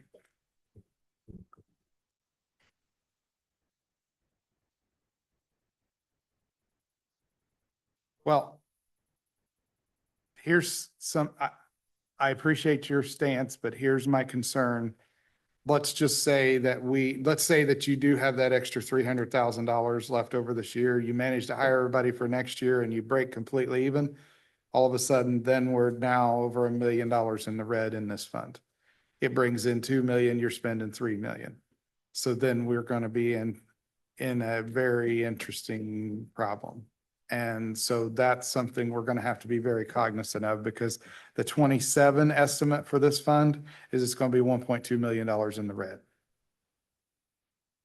So So my question is, are you gonna start cutting my employees? I don't know the I'm answer. saying cut it permanently. I don't know the answer. I'm just saying for everybody's benefit, we're going to have a more serious concern because this budget so this budget in 2023 was 2 million. In 25, it was 3 million. So that's all employees? I Well, I mean, think part, not all employees. I mean, part of that is the, but that's what I'm can saying. I This throw- budget has gone up by 50% in 2 years. 470 some thousand dollars of that is their health insurance contribution in 1176. If we needed to absorb some of that into the general fund, that's where we could, those numbers have been adjusted every year based on, and those are contributions that actually go to the health fund regardless of whether you've got those positions filled or not. right, So right. that's something that if we needed to adjust a number to get closer to a no negative balance, that would be the one. That's that $500,000 that you were talking about a while ago, Chad. is really close to that 470. I think it's, what is it, 472.5 this year? It is, but they had that same thing in their last couple budgets too. So that's what I'm saying. Right. This budget has increased exponentially somehow. And that's Understood. where it had a pretty healthy balance, and I remember this fund always having a pretty healthy balance. But it's kind of shifting, and that's where we're gonna have to, And I mean, I think part of that is, the raises. Yeah, that came it is, into because if effect. you look I in mean, 2023, it you're was talking 1.5, and talking then, about huge, Couple $100,000, yeah. yeah, you know, it's gone up from 2023, even just from 2024 to 2025, you're looking at yeah, the $400,000. raises that we have. Just not enough to keep people from going out into the private sector. It pays more. Right. personal service line item in that budget has increased. In 2022, it was 1 million, and today, this year, it's 2.2. It's more than doubled in the last 3 years.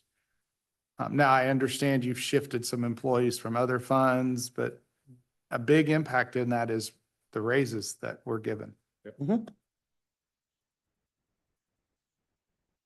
I mean, I'm not complaining about the raises. I'm just, takes a big toll. I mean, It's a catch-22. You need the raises to keep the employees, but the more, and everybody wants everybody to get raises, but the more they raise it, the more the cost goes up. And if the taxes aren't coming in, then, I have a question for the council. It's Is there business. any other budget where the group insurance is in theirs and not the commissioners? Yeah, health department Those four. health And the department, park. Okay, Anyone that has their own 911. tax 911. rate. okay. I sent a spreadsheet to you guys on that.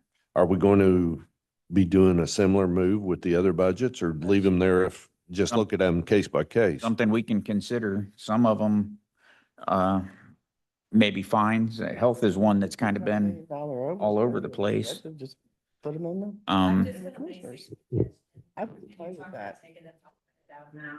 Just remember, we could take a couple big hits that'll take it down completely.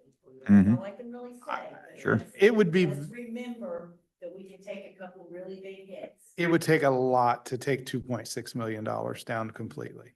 It would, But it I would, don't wanna have to then next year say, well, wait, we're taking it back, but we're gonna have to raise the employees' insurance to make that because we took, and nothing against you guys, but if we took 500,000 to give to them, now we're gonna have to raise the employees' insurance sector, just remember. I understand that, but again, as somebody who did this for much, much larger companies and stuff, that's a pretty solid number in a reserve. It's a very solid number in a reserve. I would think that would be extremely unlikely. I You mean, know, if we were down to $1 million, I wouldn't even consider it. right. Right but- now it won't. They estimated at the end of this year when Jason was 2.6. Yeah, I'm just saying what we have now. That's what we gotta do right today. Yeah. I feel comfortable with what's been discussed. And you mentioned, Braden, where we cut employees. Again, that would be something catastrophic, cataclysmic would have to happen for us to consider that. It's something that's never happened in probably, I don't know. In the if we're last 20 reducing years since it tax caps. As is, so.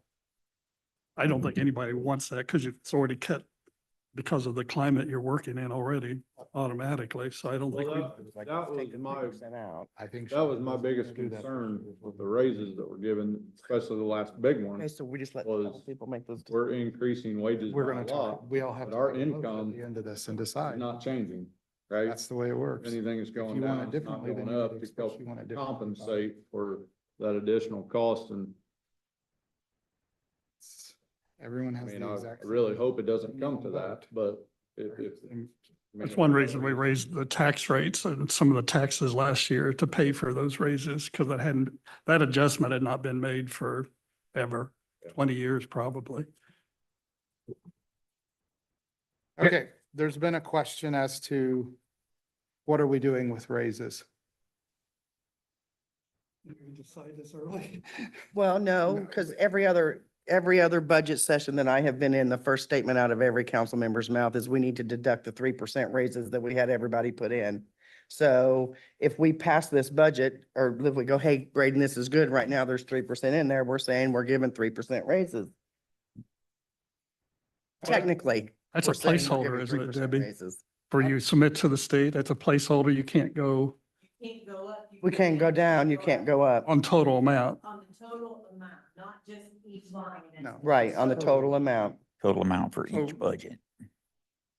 So the Because- 3% was put in as a higher than maybe possible unless we raise taxes again, placeholder. Right. Knowing we can't go over that, that total amount when everything is added up, can't go over that total amount submitted to the state. I think that's worked out pretty well, Chad. Wait Right, I until- know, wait but at the until beginning, everybody, because the statement has been made for the last 4 years, this is what we have, we need to take the 3% out that we have put in, just as, so we know where Right. we're heading before Right. we approve raises. Right, that's correct. So I know, I'm Shannon, you curious if expressed that's a what's gonna different opinion. happen. So we have an accurate number without raises, so you can make an informed decision of what there is with raises. There's 7 people here and we have different philosophies on that. Yeah, I'll share mine. I did last year as well, waiting till the very end and making changes to every budget and then deciding whatever's left is how much we have to pay employees does not demonstrate that we have care and concern and want to take care of our employees. That puts them last. So having a discussion about what we want to do for our employees beforehand would be fantastic, in my opinion. What did we settle on last year? 97% of midpoint? 97% of midpoint, and we took a chunk of change and we put it in reclassification, kind of waiting Right. for those to be changed later. As I I'm recall. 1 and 7. I hope we can do that. But with the curveball the state threw at us, it's going to be a challenge unless we raise taxes. And we, like Chad said, we raise taxes more than any other 92 counties to make up for we've not done for employees the last 20 years.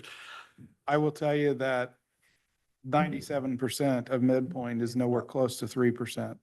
It's. It's significant. closer to 4 overall average. Well, it's individuals. Correction salaries again next year. Yeah, it's Uh-huh. individualized, but I've Public seen health it. can't afford it either.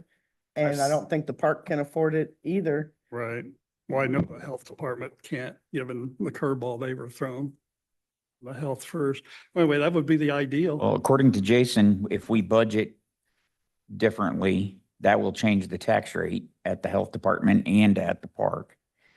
So I understand, but that still doesn't mean that they can sustain or a higher percentage of raises. I understand that. How we budget though will drive what the tax rate. I understand that, but I'm just saying, last year there was a lot of money that had to be appropriated out of the general fund for those departments to get the raises. I think highway department may have been one of them. Mhm. The health department was, EMS was, the park was. So we were budgeting out of the general fund, True. Agreed. reappropriating monies from the general fund to make sure that they had raises in their funds. Do we do it again every year? No. Can I ask Okay. So Shannon? I don't want to hijack the highway department's time here. So let's jump back to the highway Can I ask department. one real quick question? Well, it's never on everybody's mind. What would a 95% of you said it'd be over 4% to do 97%. Have you done a calculation what 95% of midpoint But would? I'll find it while we're Okay, talking. go ahead. All right, sorry. That 95% comparison is that. So guys, on the other budgets you have, Is that the sheet that I there were a did? lot less concerns with Jason on your, Yes. 1173, 1169 and 6020 wheel tax. Just keeping in mind that wheel tax budget is shrinking. That balance on that one is shrinking.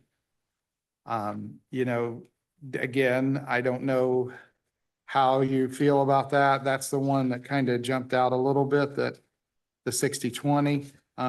He estimates that by the end of next year, we're going to be in the red in that account. That being said, you have only spent about a third of your budget for this year. So it looks like you're going to carry over a more significant balance unless you've got a lot of expenditures in the second half of the year.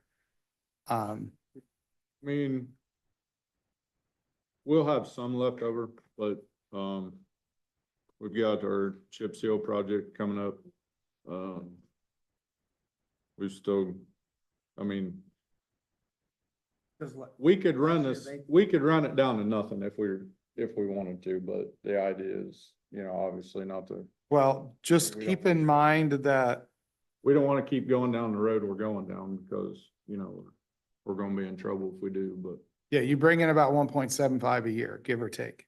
That's where it's been, about 1.75, give or take a year.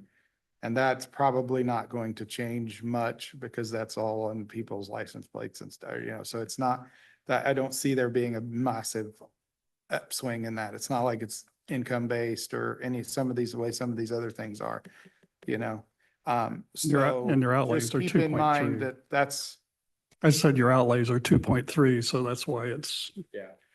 you're spending a lot more than, so you guys have been able to do that historically because you had a pretty significant balance.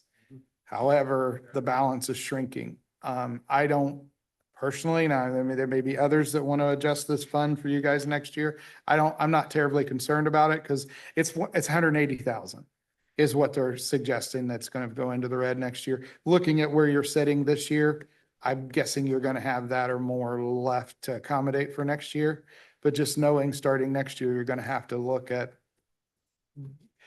and we probably should find a way to try to get that balance up to a few, $500,000 or, try to carry a little, that way, if you have that outlier year and you need to do another project or another road or whatever, you have a little bit of a cushion there just in the future. That would be my recommendation there. Does anyone have a difference of opinion or thoughts on that? I think you're gonna have to spend less than 2 million. And next year, maybe 1.9, or otherwise it's gonna continue in the red, but you're gonna have to be less than 2 million to keep that from being in the red.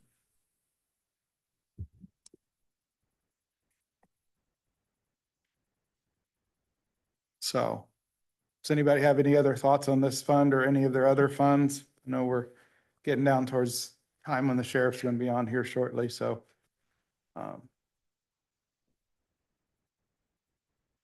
Obviously, we'll discuss the race thing.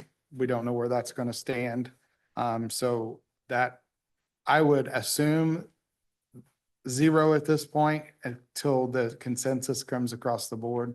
That's where I stand on it. I mean, you got 3 in here. I would just assume that until, I'm just gonna say I would assume 0 and then we'll see where we go from there. And then we'll let you guys, obviously it'll be out. We'll send an email and everybody know. I don't, is there anything else that we need to discuss on any of these 4 I'll just funds? answer the question Kenan asked, to get all employees to 95% is closer to 2% raise across the board. 2% of the total wages, getting to 95% is different for every individual classification. So it's closer to 4% for 97%. Are there any employees that it actually would take down though? See, that's the thing you gotta take into account because we had some employees that are above the 97. I'll look, we had a few, Yeah, but I'll look. So it's The- hard just to go an those- overall number. Those are calculated at 0 increase.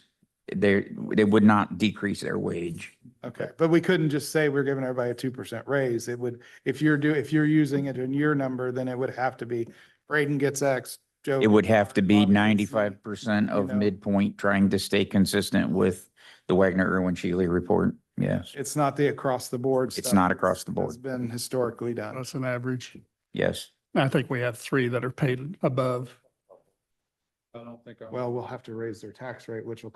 No, you're not. Same with Park. That's my question. I didn't hear That's- anybody say. any I didn't changes. see any changes, that we'll just hold pat until we figure out salaries. I didn't say anything extravagant that they are asking for above. I mean, some of your budgets were less. A lot less. Hey, we tried.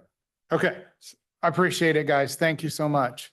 One question, go ahead. Bridge fund, is it okay? Cambridge. 1135? Yeah, we, according to what we got from Baker Tilly, then, I mean, obviously you didn't, ask for a big increase or anything. And so there was no adjustment. So that's why I tried to come up with my outside the box thought pattern on it. Thank you. I mean, obviously you're over budgeted, but you're probably going to be a little under this year and you're spending, there's going to be some carryover because there generally is. So it's just something we're gonna have to keep track on, but I think it's something this body has to, I think you have to talk to the commissioners after the first of the year, and it's something we've got to, And we're looking at a $267,000 reimbursement from the Fed. okay. Yeah. Yeah, so I mean, I don't see a concern with it from my crunching numbers, so, and Baker Tilly didn't either, so. But I do think it's something you need to address with the commissioners first of the year. Because if we need to address that levy, then we've got to address that by May. Okay, Right, thank you. all right, thanks, gentlemen. Appreciate your time. Sorry, we kind of went on tangent on you there. Fairly painless. All right, since the sheriff's department isn't here yet, and I know we only have a couple minutes. Okay, we're gonna take a break real quick then. No, you're good. All right, All right. pee breaks.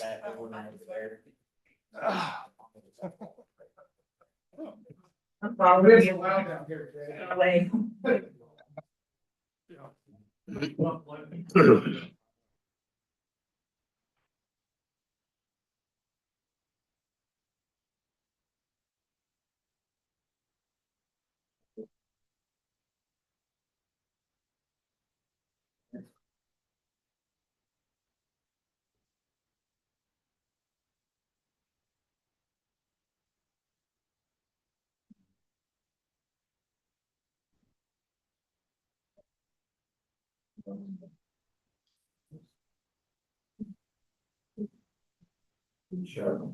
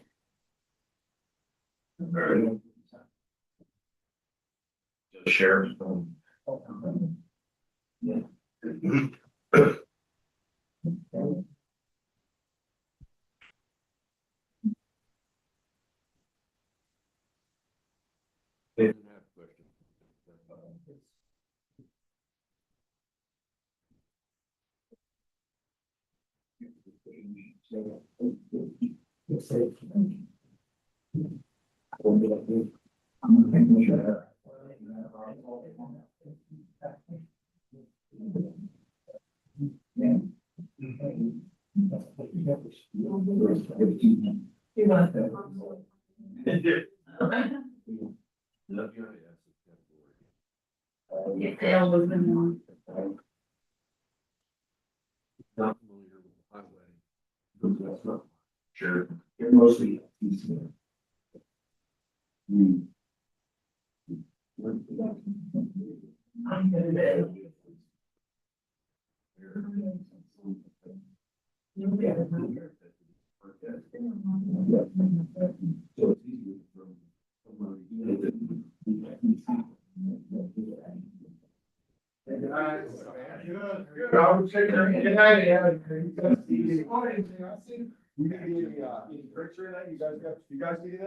I'm good, thank you. We have candy bars.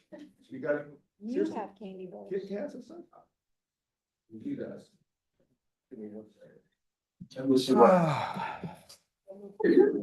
Oh, hey, I thought he was kidding. Which one of them he talking to? Because I'm an hour.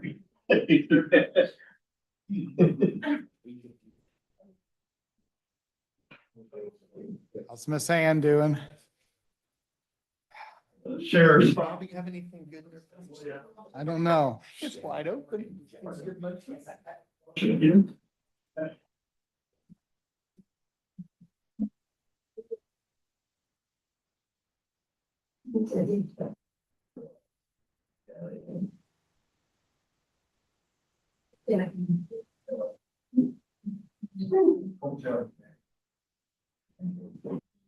It's 1189. I looked it up. We didn't get it. Okay.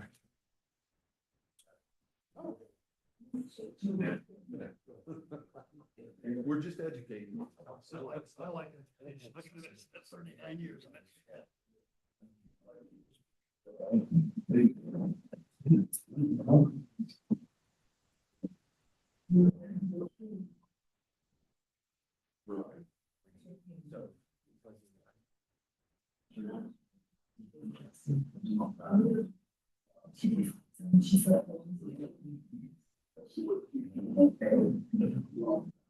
That was a selection I had, that's awesome. Yeah.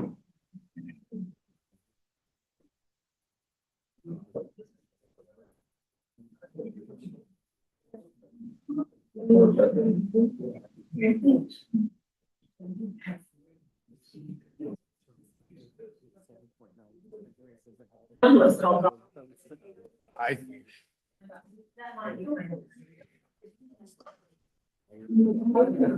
yeah, because they did 100% plus 6.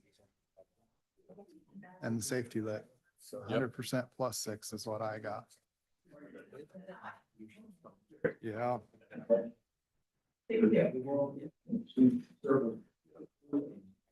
Thank you. Yeah. He's out here, if you want them. Is this bribery? Oh, no, thank you. It's not bribery, no. No, thank you. No,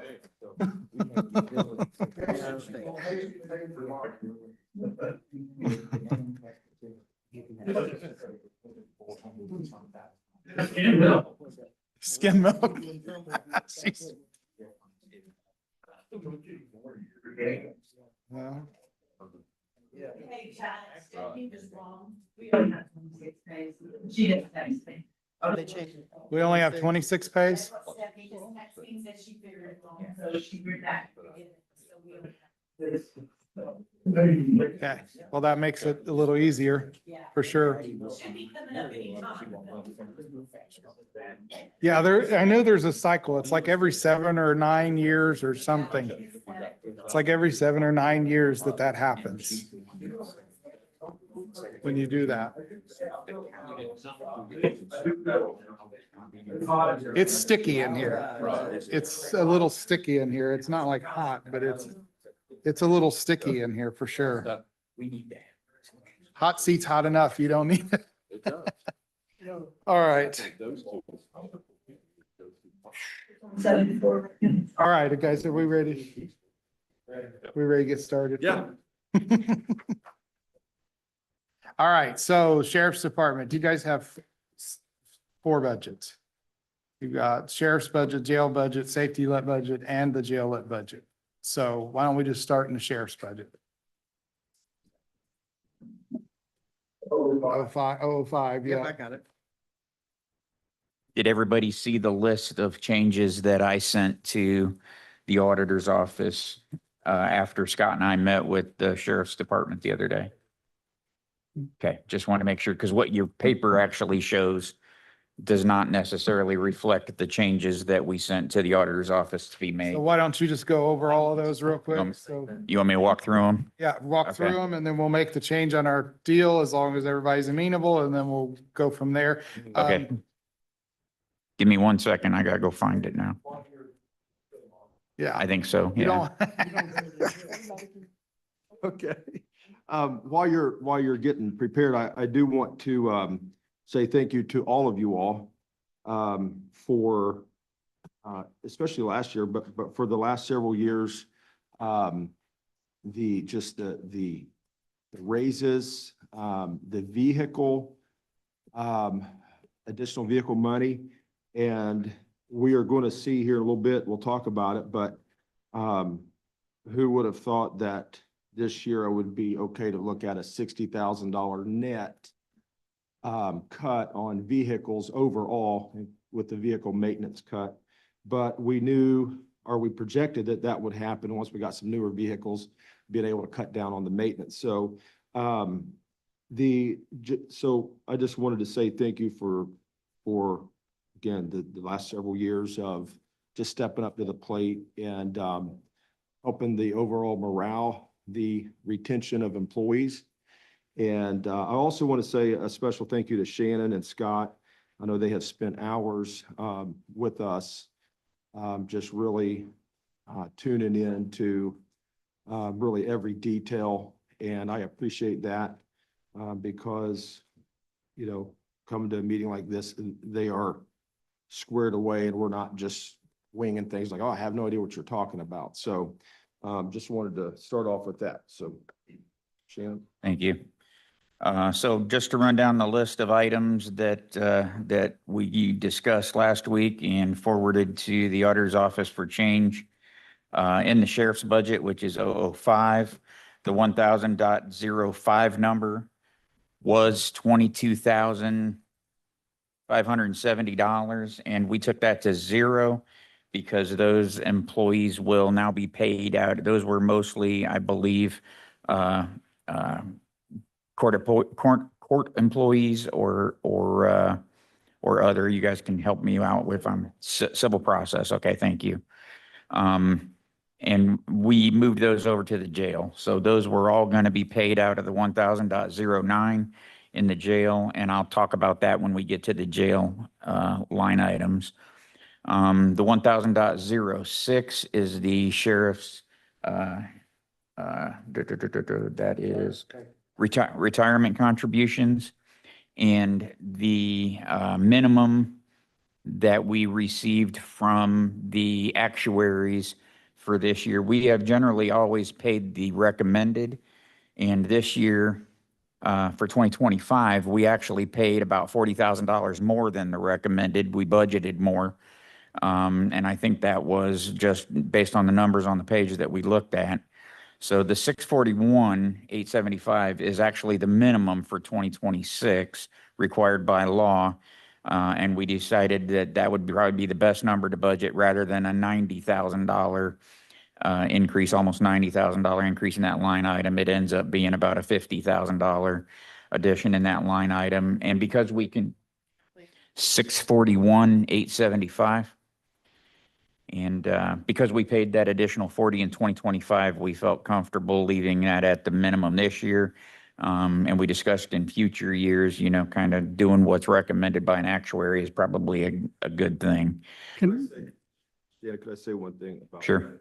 I know, I remember the major here talking to me about not changing the company that we have for handling the retirement because they have done so well, and they have. And so what I wanted to say about the retirement plan, it is almost a fully funded plan, Mhm. which is we would probably be in maybe one of the top, I would say at least in the top 10 out of 92 counties with the retirement plan. I think there's about $9.3 million in that plan in investments right now.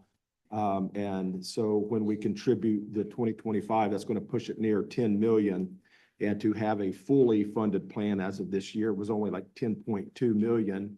And so that the retirement plan is in very, very good shape. We obviously didn't change the company because they've been very good. Yes. And so. And we that is have in very good shape. right full now. report from them that we Yes. will make sure the full council gets to see. And they've actually need some action taken by us to change who administers the account because of some cost savings to the actual plan. So we'll look at that at our next council meeting, Kenneth. Can I ask a question? I've done this for 6.5 years. Who all does this pay for? Is this all sheriffs retired and present and? It's retired and actuaries do the calculations for actual retired and future retired. Okay, So that's a number that is It estimated. also includes surviving spouse and True, others. yes. So, Kenan, for a fully funded plan, the way they figure that is everybody that is currently drawing, and I've got some numbers if I can find my notes here, but they also are figuring every employee we have will put in 20 years and retire. And so when they say, the amount to have a fully funded plan needs 10.2 million this year, that is if everybody that is currently working retires. So, again, the plan is just in a really good position. And let me give you a couple totals. So there's like 20, I hope I can find this real quick. There are, I'll get it in a little bit, but how many people that are drawing retirement now and how many people, I've got the amount of people that have, they have already retired, but they're not drawing yet until they get 55. But I'll find that here in a little bit. So go ahead, Shannon. Okay.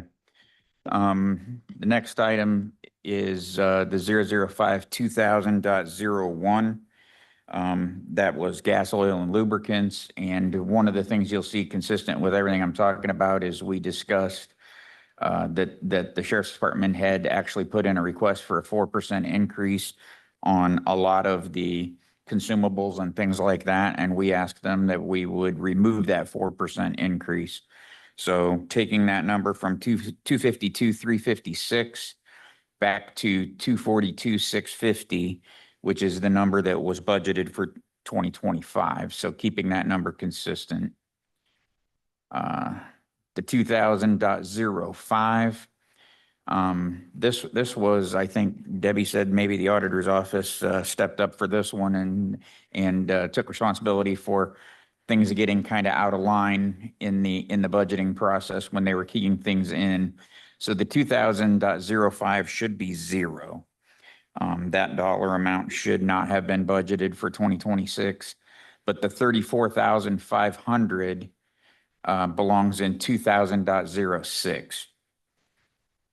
And the 4680 that you see in 2000.06, if you take the 4% off of that, that takes it to 4,500, and that 4,500 belongs in 2000.07. So a couple of other things I wanted to note that we discussed that is not in that email is we discussed the schooling expenses with the sheriff's office, and they're doing some schooling in-house now. And we reduced their schooling budget that before they actually sent this in, instead of 52,000, they asked for 40,000. And the flock cameras and maintenance fees, we were able to drop to 18,000. SWAT equipment and supplies, we dropped to 10,000. Those are some items that we went through with the sheriff's department for 005. And unless anybody has questions, I'll move to the 380. I'd make a comment, Shannon. Sure. You know, several of these lines we had added the 4%, as you said, and we agreed, we felt like we could not add that. I just want to point out that really that should be considered a cut because it should be considered a cut instead of just a no increase because these prices are going up, fuel and food. So I know it don't look like that on paper, but when we say, okay, we're not going to add 4%, you know, if we land where we should on that budget, that's technically a cut because the prices are going up. So. I ask a question, what's the block maintenance? That's the flock cameras that are out on the highways, yeah. Because you still have money in bar for, buying that's used by December 26th. Thanks for bringing it up. I have not thought about that for a while. I'll just make a note. We need to discuss that because there is, I think we have a hefty maintenance. For, Can you take like $1,800? I'll just note.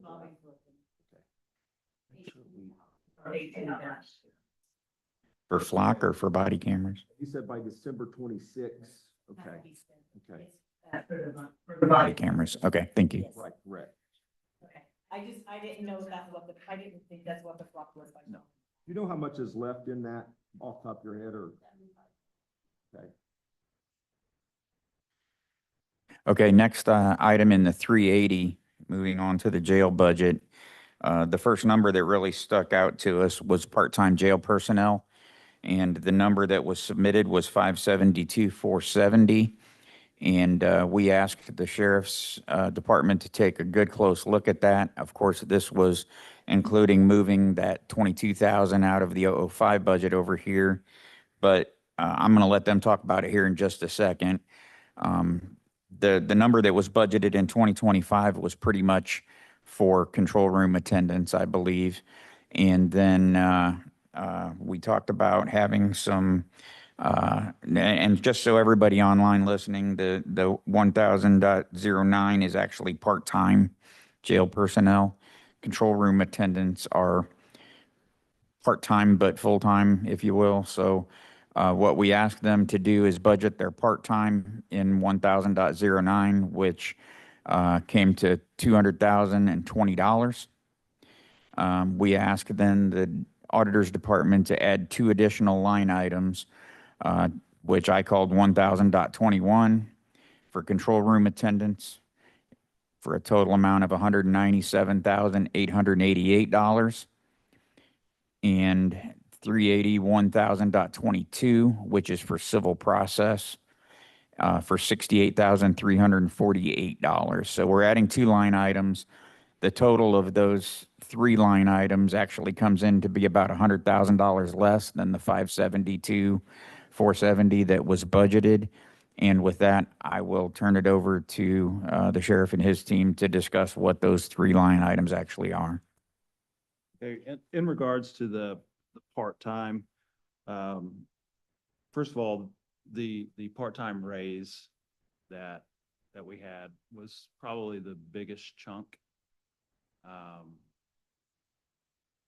That was very significant, because that raise went up like almost $7. So that was huge. The other part of that, yeah. Are you saying the raise you're projecting or the raise you got? The raise, so we submitted our budget the last year, and then those raises went into effect in September. After that? So you're not saying you're asking for an additional $7 an hour. That's what I'm Correct. asking. Correct. Okay. Correct. So that was big. Also, for our control room operators, they eat up just about every bit of that money alone. They're all part-time. It should probably be full-time positions, but they're all part-time. So the other challenge is we have several different divisions that draw out of that part-time, so it's really difficult to track as well. Our courthouse deputies, the jail, and then we had a part-time secretary position, which we will be getting or doing away with that. So it's, Josh, if I can add real quick. yeah, go ahead. One of the things we identified in the meeting was that emergency detention was taking up a ton of those dollars. Yeah, emergency detentions, which we've been able to supplement a little bit money, but from the, yeah, from when we were billing, but that's pretty insignificant. That was taking up a lot. So yeah, there's just a lot of areas that play into that, and it's been pretty difficult to project. But overall, I would say the raise is really what was the biggest factor in that. Let's say a couple items here. So, Chad, to your question, just to make sure and clarify this, the reason that these numbers look so off was the raise happened after we had put the numbers on into the budget. So that was somewhere near $100,000 by itself of just simply the raise taking place. So I want to say this about the emergency detentions. We have finally, it took a lot of work on Josh's part and a lot of other guys we have finally started billing insurance. And I think we're probably one of just maybe a couple of counties in Indiana that do this, but you can bill insurance for emergency detentions. And I think the reason most counties don't is just the hassle of putting all of that together. But our medical company does that for us. And so, you know, it's not a huge amount of money, but it is an amount of money that comes back to us. In fact, I think it would just go back to the general fund. But the reason we separated out these three lines is when you look at part-time and you see 500 some thousand, it looks really off. But as Josh said, you know, the control room attendants, they're just we cover that. I guess it's been that way for years with part-time people only. And it's, you know, it's really like a full-time position. Civil process, the same. So that's why we separated that out, because it's confusing when you say, well, what are we spending, you know, 500,000 on part-time for? The bulk of that is really full-time positions that are just paid out of the part-time category. So I also want to, one, acknowledge I made a mistake. The dollar number for 1000.21 was not 197,888. It should be 205,606. My apologies to the control room attendants, the new one. Should be 205,606. And I looked at the wrong line when I filled that out, wrong line on the spreadsheet. So, and that includes the raises requested that we'll all have to discuss at some point. All three of those line items include raise requests, just so you know. Control room attendants, isn't it? The control room attendant is not, is that why I did the 197,888? You guys asked to not increase that. Okay. So scratch that. I didn't make a mistake. I made a mistake just now, not the other day. So. To be able to say, I actually was right, didn't you? Yeah, I'm looking at it going, man, I made a mistake, but I appreciate that. Thank you. I think I put it on. Yeah. So you're not going to pay as many out of that part-time line as what you have in the past? That is correct. Okay. So I guess we only separated out two additional line items. Is that correct, Shannon? Is it just Yes, two additional? Two additionals, yeah, We control still room have the attendant and civil part-time process. Item, but we separated out the control room attendants, which it takes 197,888 to pay them for the year. And we pulled that out of just the part-time category. And then the civil process, it takes 68,000 a year to pay them. And so basically we pulled out 265,000 out of the part-time. There was just too much just bulked into that part-time category. Okay, because my comment was going to be, they've already had to transfer 40,000 into it. They've already spent 221,000. Right, and they're projecting $156,000 shortfall in that account for this year, which we need to have, they'll have to bring us a request for an additional, but I also noticed, and we talked about some line items for positions they haven't filled, or some other things that are in there that we'll need to probably move some money from fund to fund to cover some of that, but I completely agree.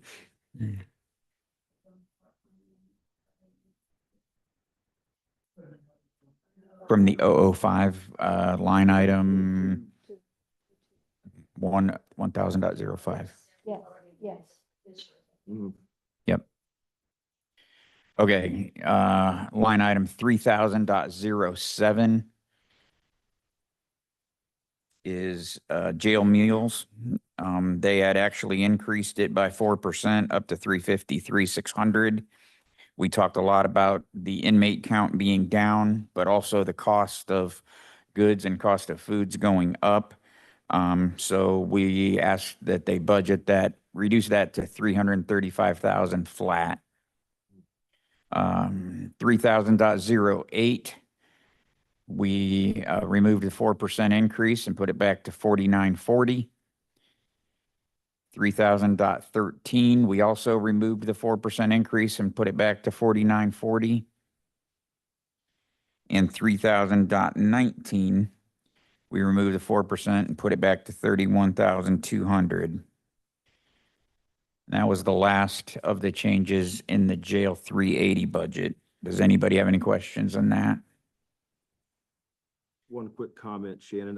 Sure. I've got a worksheet, maybe, I don't know if you all have it or not, but in all of those categories that we went over there, we've left everything the same as last year's budget, except we reduced the mills by 5,000. So that is all a net deduction in that entire category. And again, I just want to point out that mills are increasing. So leaving it the same is basically the same as deducting 4%. Yeah. A play on words, but. Okay, moving to public safety. One of the items that we talked in good detail about is public safety lit. Hold on, let me get to it. I'm in the wrong lit. It's this one. 1000.09 Social Security Medicare. They had no dollars in there whatsoever, and that needed to be a calculation based on 7.65% of the wages request. I think this is an item that was an additional appropriation amendment last year. The $99,000 net budget adjustment was so that wages and Social Security could be paid out of the same fund. Is that correct, Debbie? So we made sure that they included the 1000.09, 112,000. The 3000.1 vehicle maintenance, the 150, go ahead. 112,000. Even, yeah. And that's based on the wages that are in their budget request. So 3000.1.01 is vehicle maintenance. We talked a lot about the vehicles and the shape of the fleet, and believe that we can reduce that $152,625 to 100,000 even. You're 156. 156. Sorry, did I say it wrong? $56,000. A $56,000 reduction, yes. Correct. 3000.02 was, I think, another one of the items that was a line item that got moved around wrong. The sheriff's department actually had zero in there because they didn't have a dollar amount given to them. I asked for the premiums from Josh Estel, and the law enforcement and excess law enforcement premiums came to $349,775. So that's what I asked the auditor's department to include in that line item. Because the commissioners are picking up the majority of all of their bills right now from insurance. Okay. We had 315 in there, but I think we spent the 315 pretty quick. 49, we pushed it. Well, that's just for the premiums that Josh asked us for, so that's what we put in there.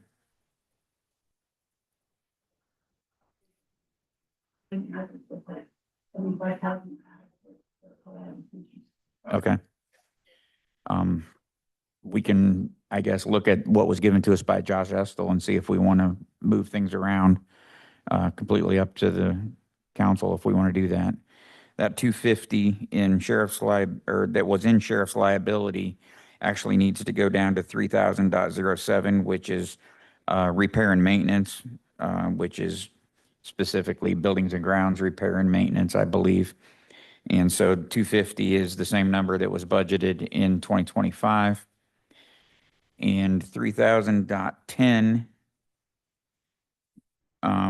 is secured beds, and this is for juvenile detention generally. And we have traditionally budgeted 150,000. We've spent 66,000 year to date as of this printing, and have 83 left. The 300,000 was not correct. So 150,000 is what they would like to have in that secured beds, which is the same number we had in 2025. So any questions on public safety lit? I will just say, and I'm I'm okay with the 150 kind of sorta on the secure beds, but I will say the number of beds that are available out there, that we Slim. are now sending kids to beds that are $200,000 a day. We have a kid in one of these locations, don't know how many days. 2,000. 2,000, sorry, $2,000 a day. Sorry, I said 2,000, sorry, sorry, $2,000 a day. So That's still salty. it's still salty. It is. Yeah, for sure. So I would, Rate right now that DCS is paying is per day is $7 $700. a day. Good. So, and then the number of beds that are available are almost zero. Mhm. So I just caution that this may not be as accurate as you think it is. Sure, completely understand. And we may get into the point of having to do additional appropriations for certain things like And that. I apologize for saying $200,000 a day. No worries. So I want to jump in here Go because ahead. you've added roughly $256,000 to this budget. hmm And it's already in the red according to Baker Tilly next year. hmm So, I mean, we're gonna have to take a look at it because that's significant amounts of money. I mean, when we're already basically spending, we're estimated receivables, and again, we can arm wrestle over this, but the Baker Tilly number's 2.2, your number was closer to 2.4. Mhm. But we're still already spending 2.6. You add this on top of it and we're all of a sudden spending 2.9.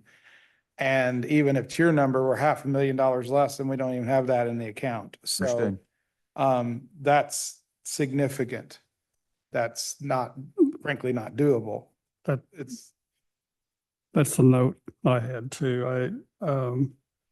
Baker Tilly said we'd have less than 1% cash balance given the original, but the additional 255,000 you asked for is gonna, but they didn't put any supplemental in there. And I think using Shannon's number, we could end up 6%. So as a council, we're gonna have to just look at this, what goes into the public safety lit.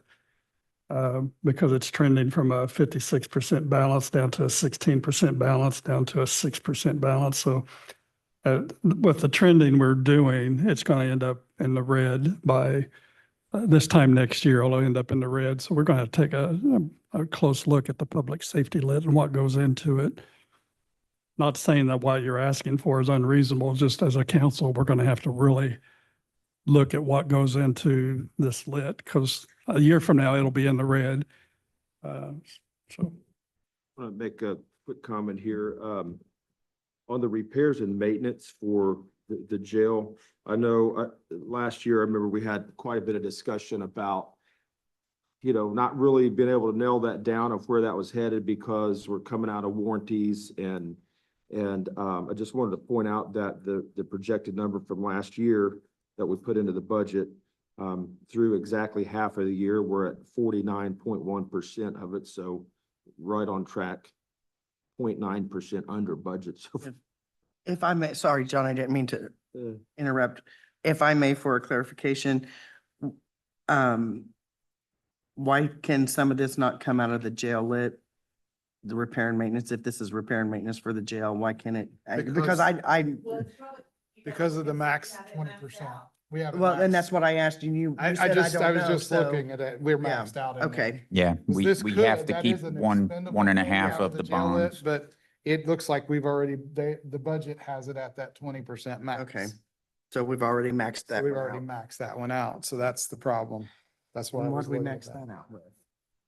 And I think Medical. is a just big by one. memory and then you can help me and if I'm wrong, Is that- I think we moved that line item out of jail lit over to public safety for that reason last year.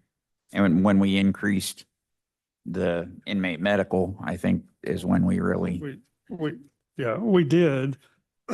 I think we need to verify when you have to keep a 1.5 payments, right? In advance, you can't go month by month or 6 months by 6 months. But I do think we need to research. I think you can use 30%, but there's only so much money there as far as money coming in from the revenues on the jail lit. Because what was it, 1.7 million mortgage payment or Mhm. bond payment? the way I understood that, Kenan, was what Jason said, is that you could go up to a 0.3 now, but you can only use 20% in operations still, is the way Oh, I yeah. understood it. But, Yeah, yeah, that's what he said. You're Yeah, right. that's Yeah, the way that's how I understood it as well. So You can raise it to 0.3, but still can only use 20%. Right. that being said, we also have a healthy. I mean, you're raising it and then you could get the 20% of the increase, but Which doesn't amount to a whole it doesn't lot. amount to a whole lot. Yeah. Right. So the jail lit, the most discussion we had was around inmate medical. And everything we tracked last year indicated that we were going to end up around $800,000 in inmate medical costs. And I struggled with even budgeting that dollar amount. And so we actually budgeted $650,000 for 2025. As of our meeting this past week, we were $447,350 into that 650, leaving us just a couple $100,000 to get through the end of the year.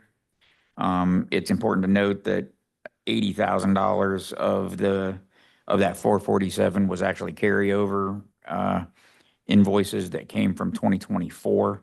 So how much of that will actually carry over into 2026, we don't necessarily know. It's also important to note that QCC is the company, right, that we use. The negotiations with the new contract comes up again in October. I believe, yes. So in October, they'll have some additional discussions because we were paying those same monthly rates when there were 250 inmates in the jail as we're paying when there's 166 in the jail. And so we're hoping to see some decrease in what those monthly costs are. And that was just based on the contract that was signed. So hopefully, seeing those inmate numbers drop, we're hopeful that we can keep the same $650,000, but we may be scrambling to figure out where we're going to come up with more dollars for inmate medical here at the end of this year. So happy to have anybody else share I thoughts. have a question here for Debbie. We budgeted considerably more than 20% last year. They budgeted considerably. How did we get away with that? Seems like it. 20% of the receivables is only 540,000. I think that the law that was changed allowed us to spend it beyond that. The I don't discussion think at it that was- time was we could use 30%. If you don't say anything, then don't look at it. If you question it, then they'll look at it next year. Are you on mic? Well, I mean, it's. Well, that is true. Yeah. They're a year. Really? Yep. But right now, they spent $446,570 out of inmate medical. Yeah, that's all the 20% Mhm, receivables mhm. are. And this is Mhm. 850. It's more than 30%, isn't it? You asked the judges to put healthier inmates into your jail. Shannon, I don't know if you mentioned this first or not, but I remember last year we didn't really know where the inmate medical was going, and we had talked about maybe needing the 800,000, but we went ahead and put the 650. So with that being said, and with 80,000 of this being a carryover, I don't want to, yeah, exactly. I don't want to make it sound like that we're 150 off. We really are, we're 150 off by the numbers, but we kind of figured it may be heading here anyway, so. Mhm. Go ahead, Ian. There is an issue with GCC and probably processing the claims. They have you pay 2 months in advance. And when you're paying 38,000 plus, that's another close to 80,000. So I don't know if that's just something to think about or work out, but I just wanted to bring that up. Okay. And that's the last note I have in jail lit. If anybody has any questions, I'm happy to try and answer it. They can.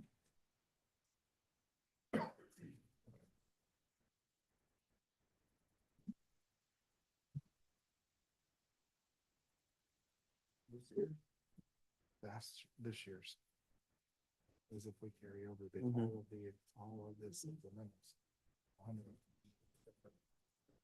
So Chad, are we gonna go back to 005 and go, I think that's what we had. Wait a minute, real quick, on the 1175, they budgeted 40,000, you only take in about 29.8, or 29.9 is what we're thinking. 1175. The misdemeanor fund. Gotcha. So we need to take that from 40,000 down to the, no, that's not the 30, Gotcha. What'd you say they bring in, Debbie? Really?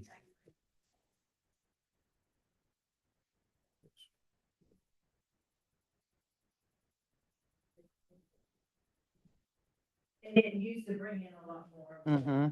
It just keeps each year going down for whatever reason.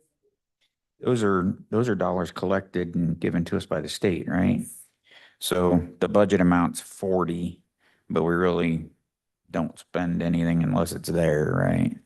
Yeah, I think Oh, that's they have 30,000 in there right now after getting their 29. Okay, Because we get about $31. They spend it, yeah, I mean. there's sure. things that- Yeah, we talked about asking them to go ahead and spend it last year because it was there. I could be wrong in this, and Debbie, you could probably help me out here. I believe that, the bulk of that is like from gun permit sales, and the reason it's been going, just dropping every year. You is don't because- have- Misdemeanant, I don't think so. I think that's fees being paid by, You have a hand. yeah, yeah. That's dropping every year. This is court fees and Okay. dollars that are paid by inmates or So are you defendants. recommending dropping that to 30, Debbie? Oh, okay. Yeah, I would drop it down because it's 29. You don't know what You want to explain that? And- I'm out of touch with it. What are we dropping down? It's the 1175 1175. misdemeanant fund. Pardon me. 1175.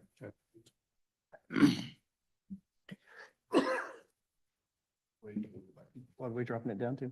The state is 29. giving us less and less money as. Statewide. That's across the board, Yeah. John. It's not just, they're not just picking on you. I think it's all of us. So yes, to answer your question, I think we need to go back to 005. Because we did change some things on that. I had a couple questions on things on this myself. To do a total then. We get a total. Yeah. What the total budget is. Debbie should be able to give us, she generally has, it keeps a running total. The on-call pay on 1175, the 1,000.14. You guys have already spent 15, you're only, you had 18 this year, you're asking for 21 next year. I mean, that seems like that's a stable number. So what, I mean, is 21 enough? Because that doesn't, with the amount spent, doesn't seem like it. That's why I'm asking the question. You okay? Yeah. It's the 1,000.14. 1,000.14 in 005, right? The 005, 1,000.14. Yep. So Yeah, you got 18.3 budgeted. You've already spent 15 up into the point of July 10th, which leaves you $3,000 for the rest of the year, and you only have 21 budgeted. So you just did a small increase. This looks like this line's going to go in the red is my Oh, that- concern. No, that's paid at the beginning of the year. So it's Okay. already been paid out. So you're not even, We added a detective this year. So that's budgeted for 7 detectives. So that would be, yeah, so it's not paid as they need it. no, I mean, and so would that, love to what be able to happens do if they that. leave mid-year or yeah, they're paid for the previous year's on call. the previous year? Yeah. it's, January, right, Ian? So it's paid in the Okay, so rears then, Twenty not twenty-five is necessarily. paid for 2020, you're paying Okay, 2024. that makes more sense. Which- Okay. time needs to. Okay. Yeah, That we would love to makes- change that. That so makes They're sense. paid. Okay. at their So on it's just a call. one-time stipend type deal that's paid. Yes. Okay, that, it just, the That numbers makes didn't sense. math very well. That's why I was asking, okay.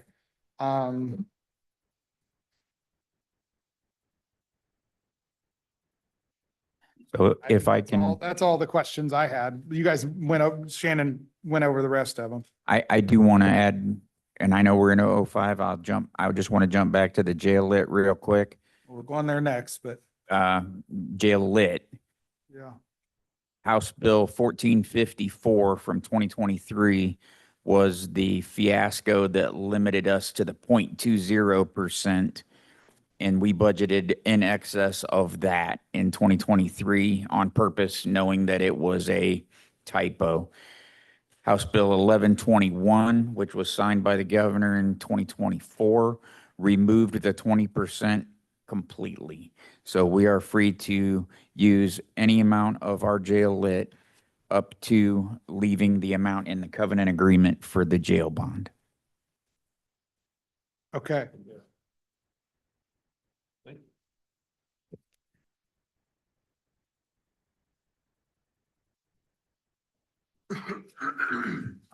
That was leaving a year, is it a year and a half of, if I remember right, a year? Yeah, and a 1.5 of the bond payments, which totals a little over $2.5 million.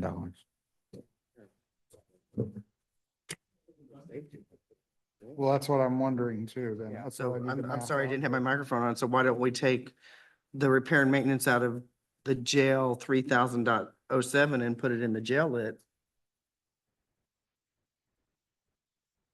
Cause that will free up, Out of 005? uh-huh.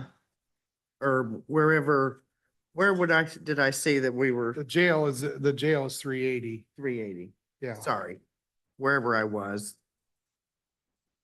Bobby, what? Chad, remind me that, because we were talking about this and I asked you and you like, we can't or something. Wherever it was, I can't find it. Oh, the 380 jail or the, Where did I have it? I may be looking at something wrong. well, it was We were both just talking about it. Yeah, it's in public safety. It's in public safety. public safety. It's list. zeroed Yeah, out it's in in the public 380. Public safety, Yeah, which is 1070. yeah. 11.7. So that's $250,000 in public safety that we, What I was asking was what's our current balance in the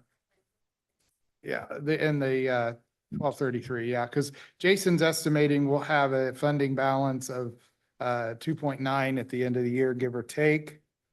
And if we've got to leave 3 payments, which is roughly 17, that's 2.6, right? Okay. So there is a little bit in there. Say 3.1. Yeah. so we could move 250,000 out of public safety lit into jail lit 3000.01. If everybody's That good would- with that. That would help the public safety lit out Tremendously, considerably. yeah. I mean, my quick calculations, we got about $420,000 to play with in the lit, in the jail lit. So the 250 would be able to work. Did you say we needed to leave approximately 2.2? 2.6. 2.6, Okay. 2.589, 2,589,000 is what has to be left in there. So we only have a $420-ish thousand to play with. So. And if we removed that, then that would.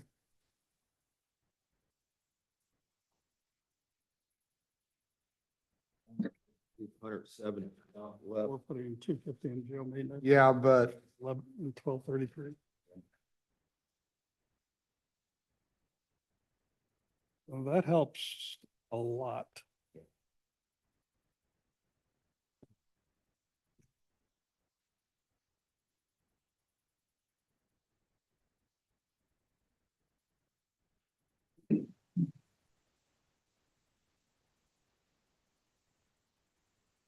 That'll be an additional appropriation.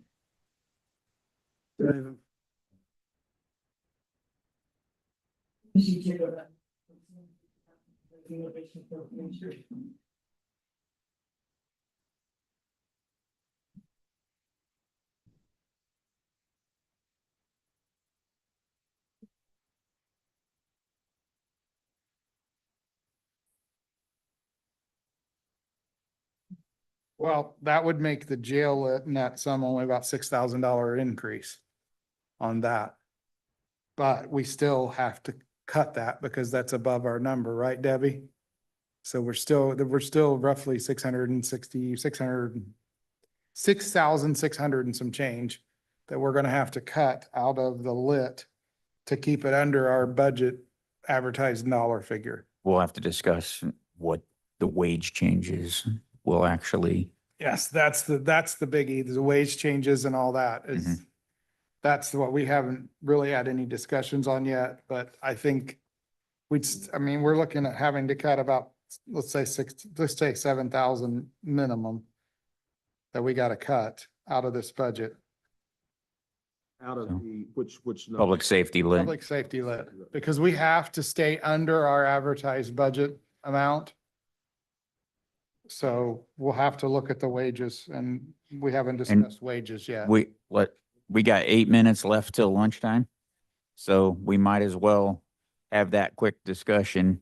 Yeah, the- quick discussion. Yeah, the wages in this public safety lit budget are, they are reflective of the Wagner Irwin Shealy numbers at 100% of midpoint, not 97% of midpoint. And the sheriff's department did calculations of the comparables of wages over the last 5 years of the same Wagner Irwin Shealy comparable municipalities and counties that we compared to. And the average increase over the last 5 years was 6%. So what the sheriff's department put in here for wage increase requests is 100% of Wagner Irwin Shealy plus 6%. And we had some good discussion about that. And I know the sheriff is chomping at the bit to share his opinion. But last week when we discussed this with the sheriff, I told him that I would reach out to Wagner Irwin Shealy and ask if they had any suggestion. What do you do with any department's wages or any wages that are rising at an increasing rate higher than what the rest of the departments are? And I have an email from Addie Rooker that I will share with everyone. And basically what her comment was is her company cannot and will not provide any recommendation of changes to any specific department over another. But she also has requests from around the state for similar concerns about having vacant positions that can't be filled, which we just heard about a little while ago, and concerns about will we lose positions if we don't keep up. And I have a memo from Addie that says her recommendations for councils that have those concerns is to consider 100% of midpoint plus COLA. And the COLA, that's where I got the 2.7 number that I mentioned earlier. Addie said the Social Security Administration is asking for a 2.7% increase in COLA for 2026. So her recommendation to any county who is facing those concerns in any department is 100% of midpoint plus 2.7. Shannon, could you go ahead and email the rest of the council that? Certainly Can I will ask right when- now. When did you receive this? It was Thursday or Friday last week. Okay. If you could go ahead and email it now, please. Absolutely. Could I go back to the 1170 public safety? We talked about pulling the 250 for jail repair and maintenance out of that. According to Chad's numbers, that would leave about 170. Is there a possibility of pulling out the secure beds out of that? That's only 150. Where are you gonna pay it from? We can't pay secure beds from jail lit. It would just have to come out of the general fund and Yeah, that's that was not. my question. yeah. It Yeah. can't be paid out of No. 1233. It No. cannot. No. Okay. No, we would have to go back. I think we had it in the CCD fund at one point, but it was going south and into the negative. And I think that's why it was pulled from that fund. Is that correct? Yeah, somebody, Kenan, it was in the CCD fund. It wasn't secure beds used to be in the Commissioner CCD fund. It was in the committee, yes. Yes, and that fund was quickly heading into the negative. So they pulled it out a couple years ago. So to speak to Shannon's statements there, we've had good conversations, Shannon and Scott and us over this issue. And I appreciate Shannon's work on this. So I want to try to make this as clear as possible. One thing that I did say to Shannon and Scott the other day, I don't feel like I can go to the mat over the 97%. I'm okay with the 97%. That's what everybody is getting. But I don't necessarily have an issue with the 97%, but what the struggle is that is 97% of a year behind. And so what we had a conversation about, again, Shannon, Scott, and our team about the other day is the concern of with law enforcement rates. And I figured WIS would say that, but the fair thing to do, I guess, or the easy thing to do is look back over the past 5 years is what we did to see what the average midpoint increase was. And that was average 6% for law enforcement. The big issue that we are facing, and this is a monster, and I'm happy for Newcastle, but they are going to 68,000 and some change starting pay for 2026. 68,000 and I don't know, $280 for starting pay in 2026. They are jumping to 74,000, I believe, Josh, you can look that up. 74,000 starting pay in 2027. It was kind of easy a year or so ago to, when we looked at surrounding law enforcement pay, it was kind of easy to say, well, we're not Carmel, we're not Hamilton County, and that's, we could sell that. Well, the problem is we are Newcastle. And Newcastle PD, they cover about 16,000 population. Henry County Sheriff's Office covers about double the population. Newcastle Police Department has about 2.6 million budgeted for their patrol division, 2.6 million.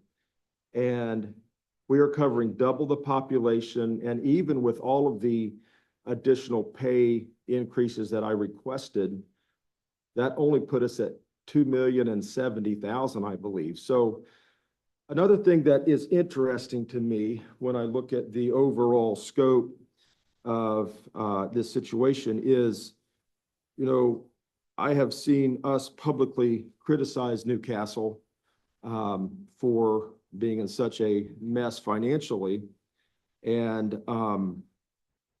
it's kind of difficult when we point out, look, you guys are in a total mess financially, but yet they're budgeting out $600,000 more dollars a year for their law enforcement pay and covering half the population. So again, I don't even with what I requested in the pay raises, I also want to point this out. This does not affect my pay, and I say that for public record because I think people think that I'm trying to get a raise. This does not affect my pay at all. But even with everything I asked for, which was 100% of midpoint, as I believe Addie suggested, to try to keep, to maintain employees to get to 100% midpoint. Even with that, and with the proposed increase of 6%, which has been the average for 5 years in law enforcement, that still didn't even bring us to the 68,000 starting. I think it was 66,000. So I want to point this out. You know, when I'm reviewing the pay for Newcastle, you know, I had a lot of our guys saying, look, we want to fight for exactly what Newcastle's making. You know, if they make 68 starting, we need to make 68 starting. So, and I again talked to Shannon about this and Scott.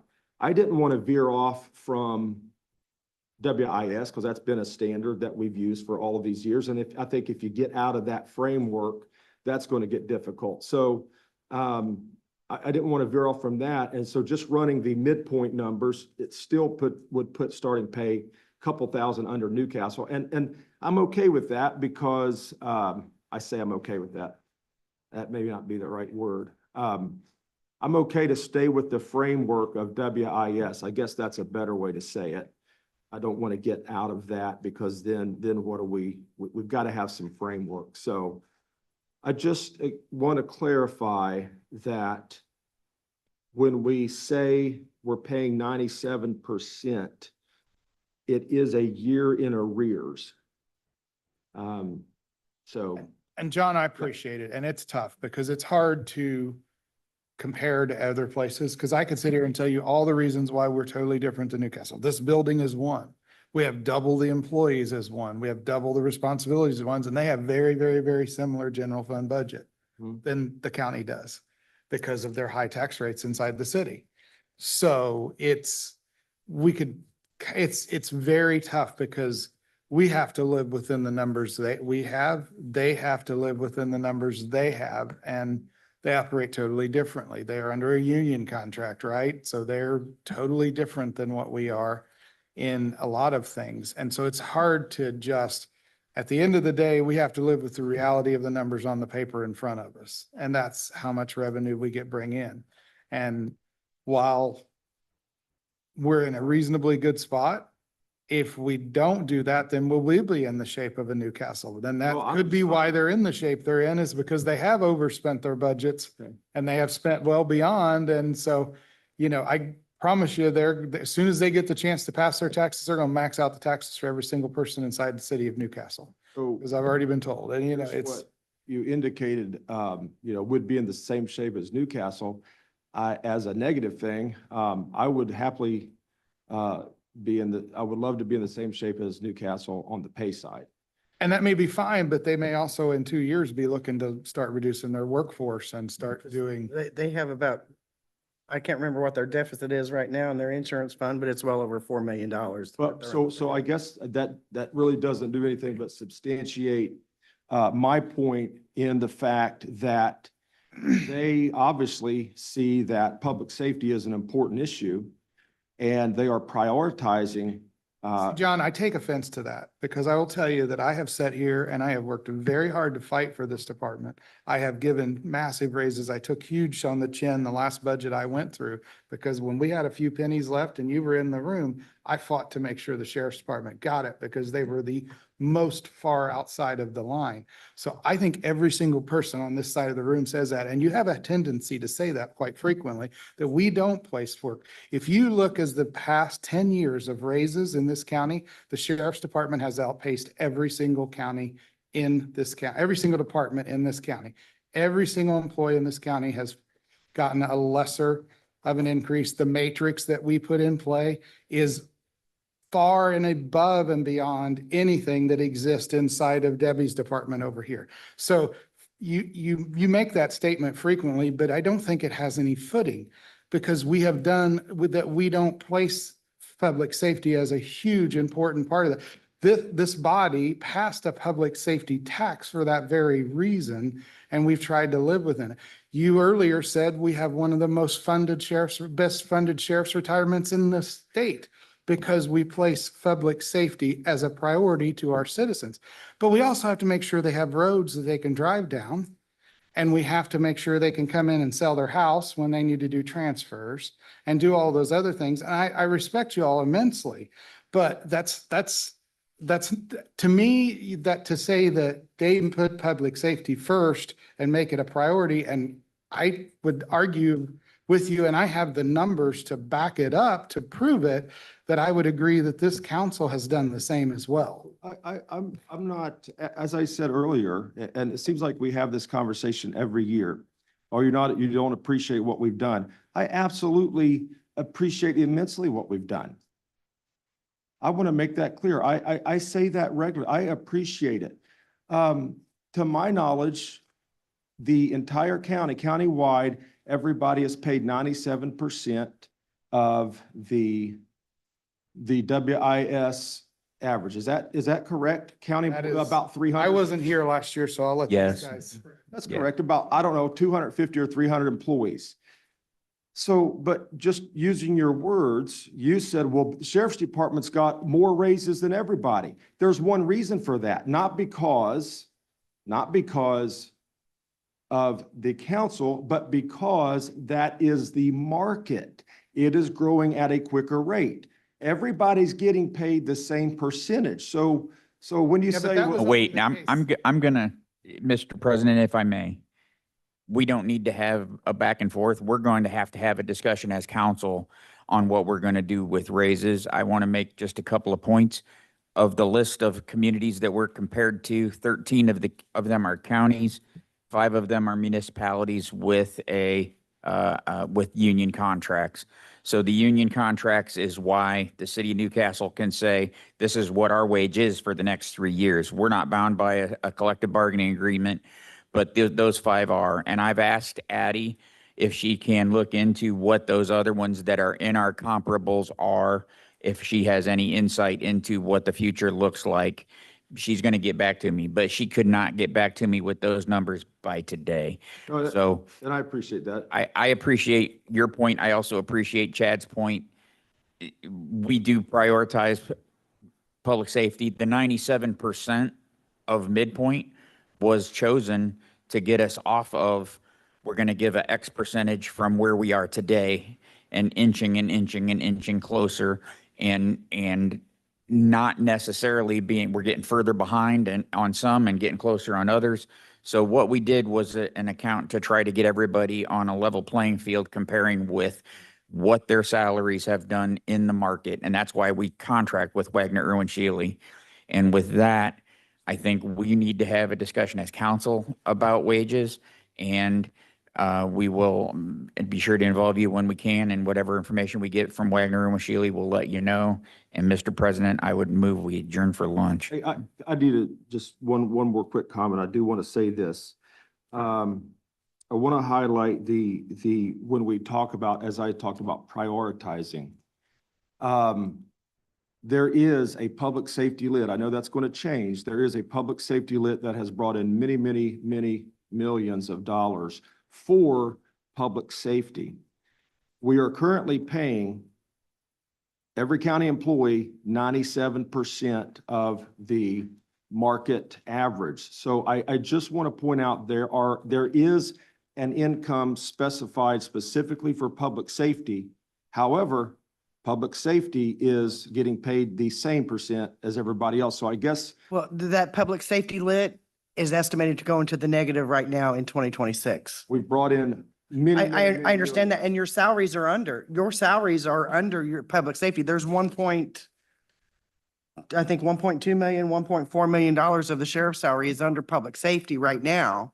So I just want to make sure that we're clear on the fact that there is a public safety tax that is supposed to be for public safety. That's brought in many, many millions of dollars.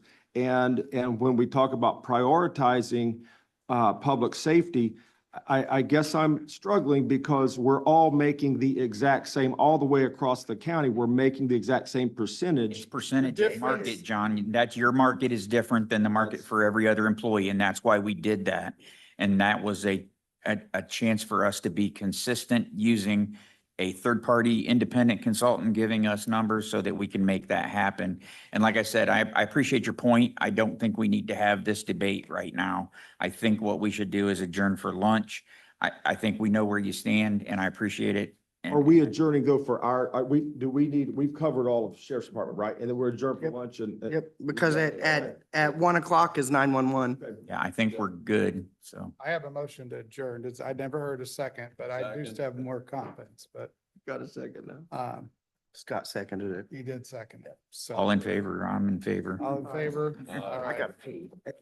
Yeah. We're gonna take the microphones and put them. She did a good job.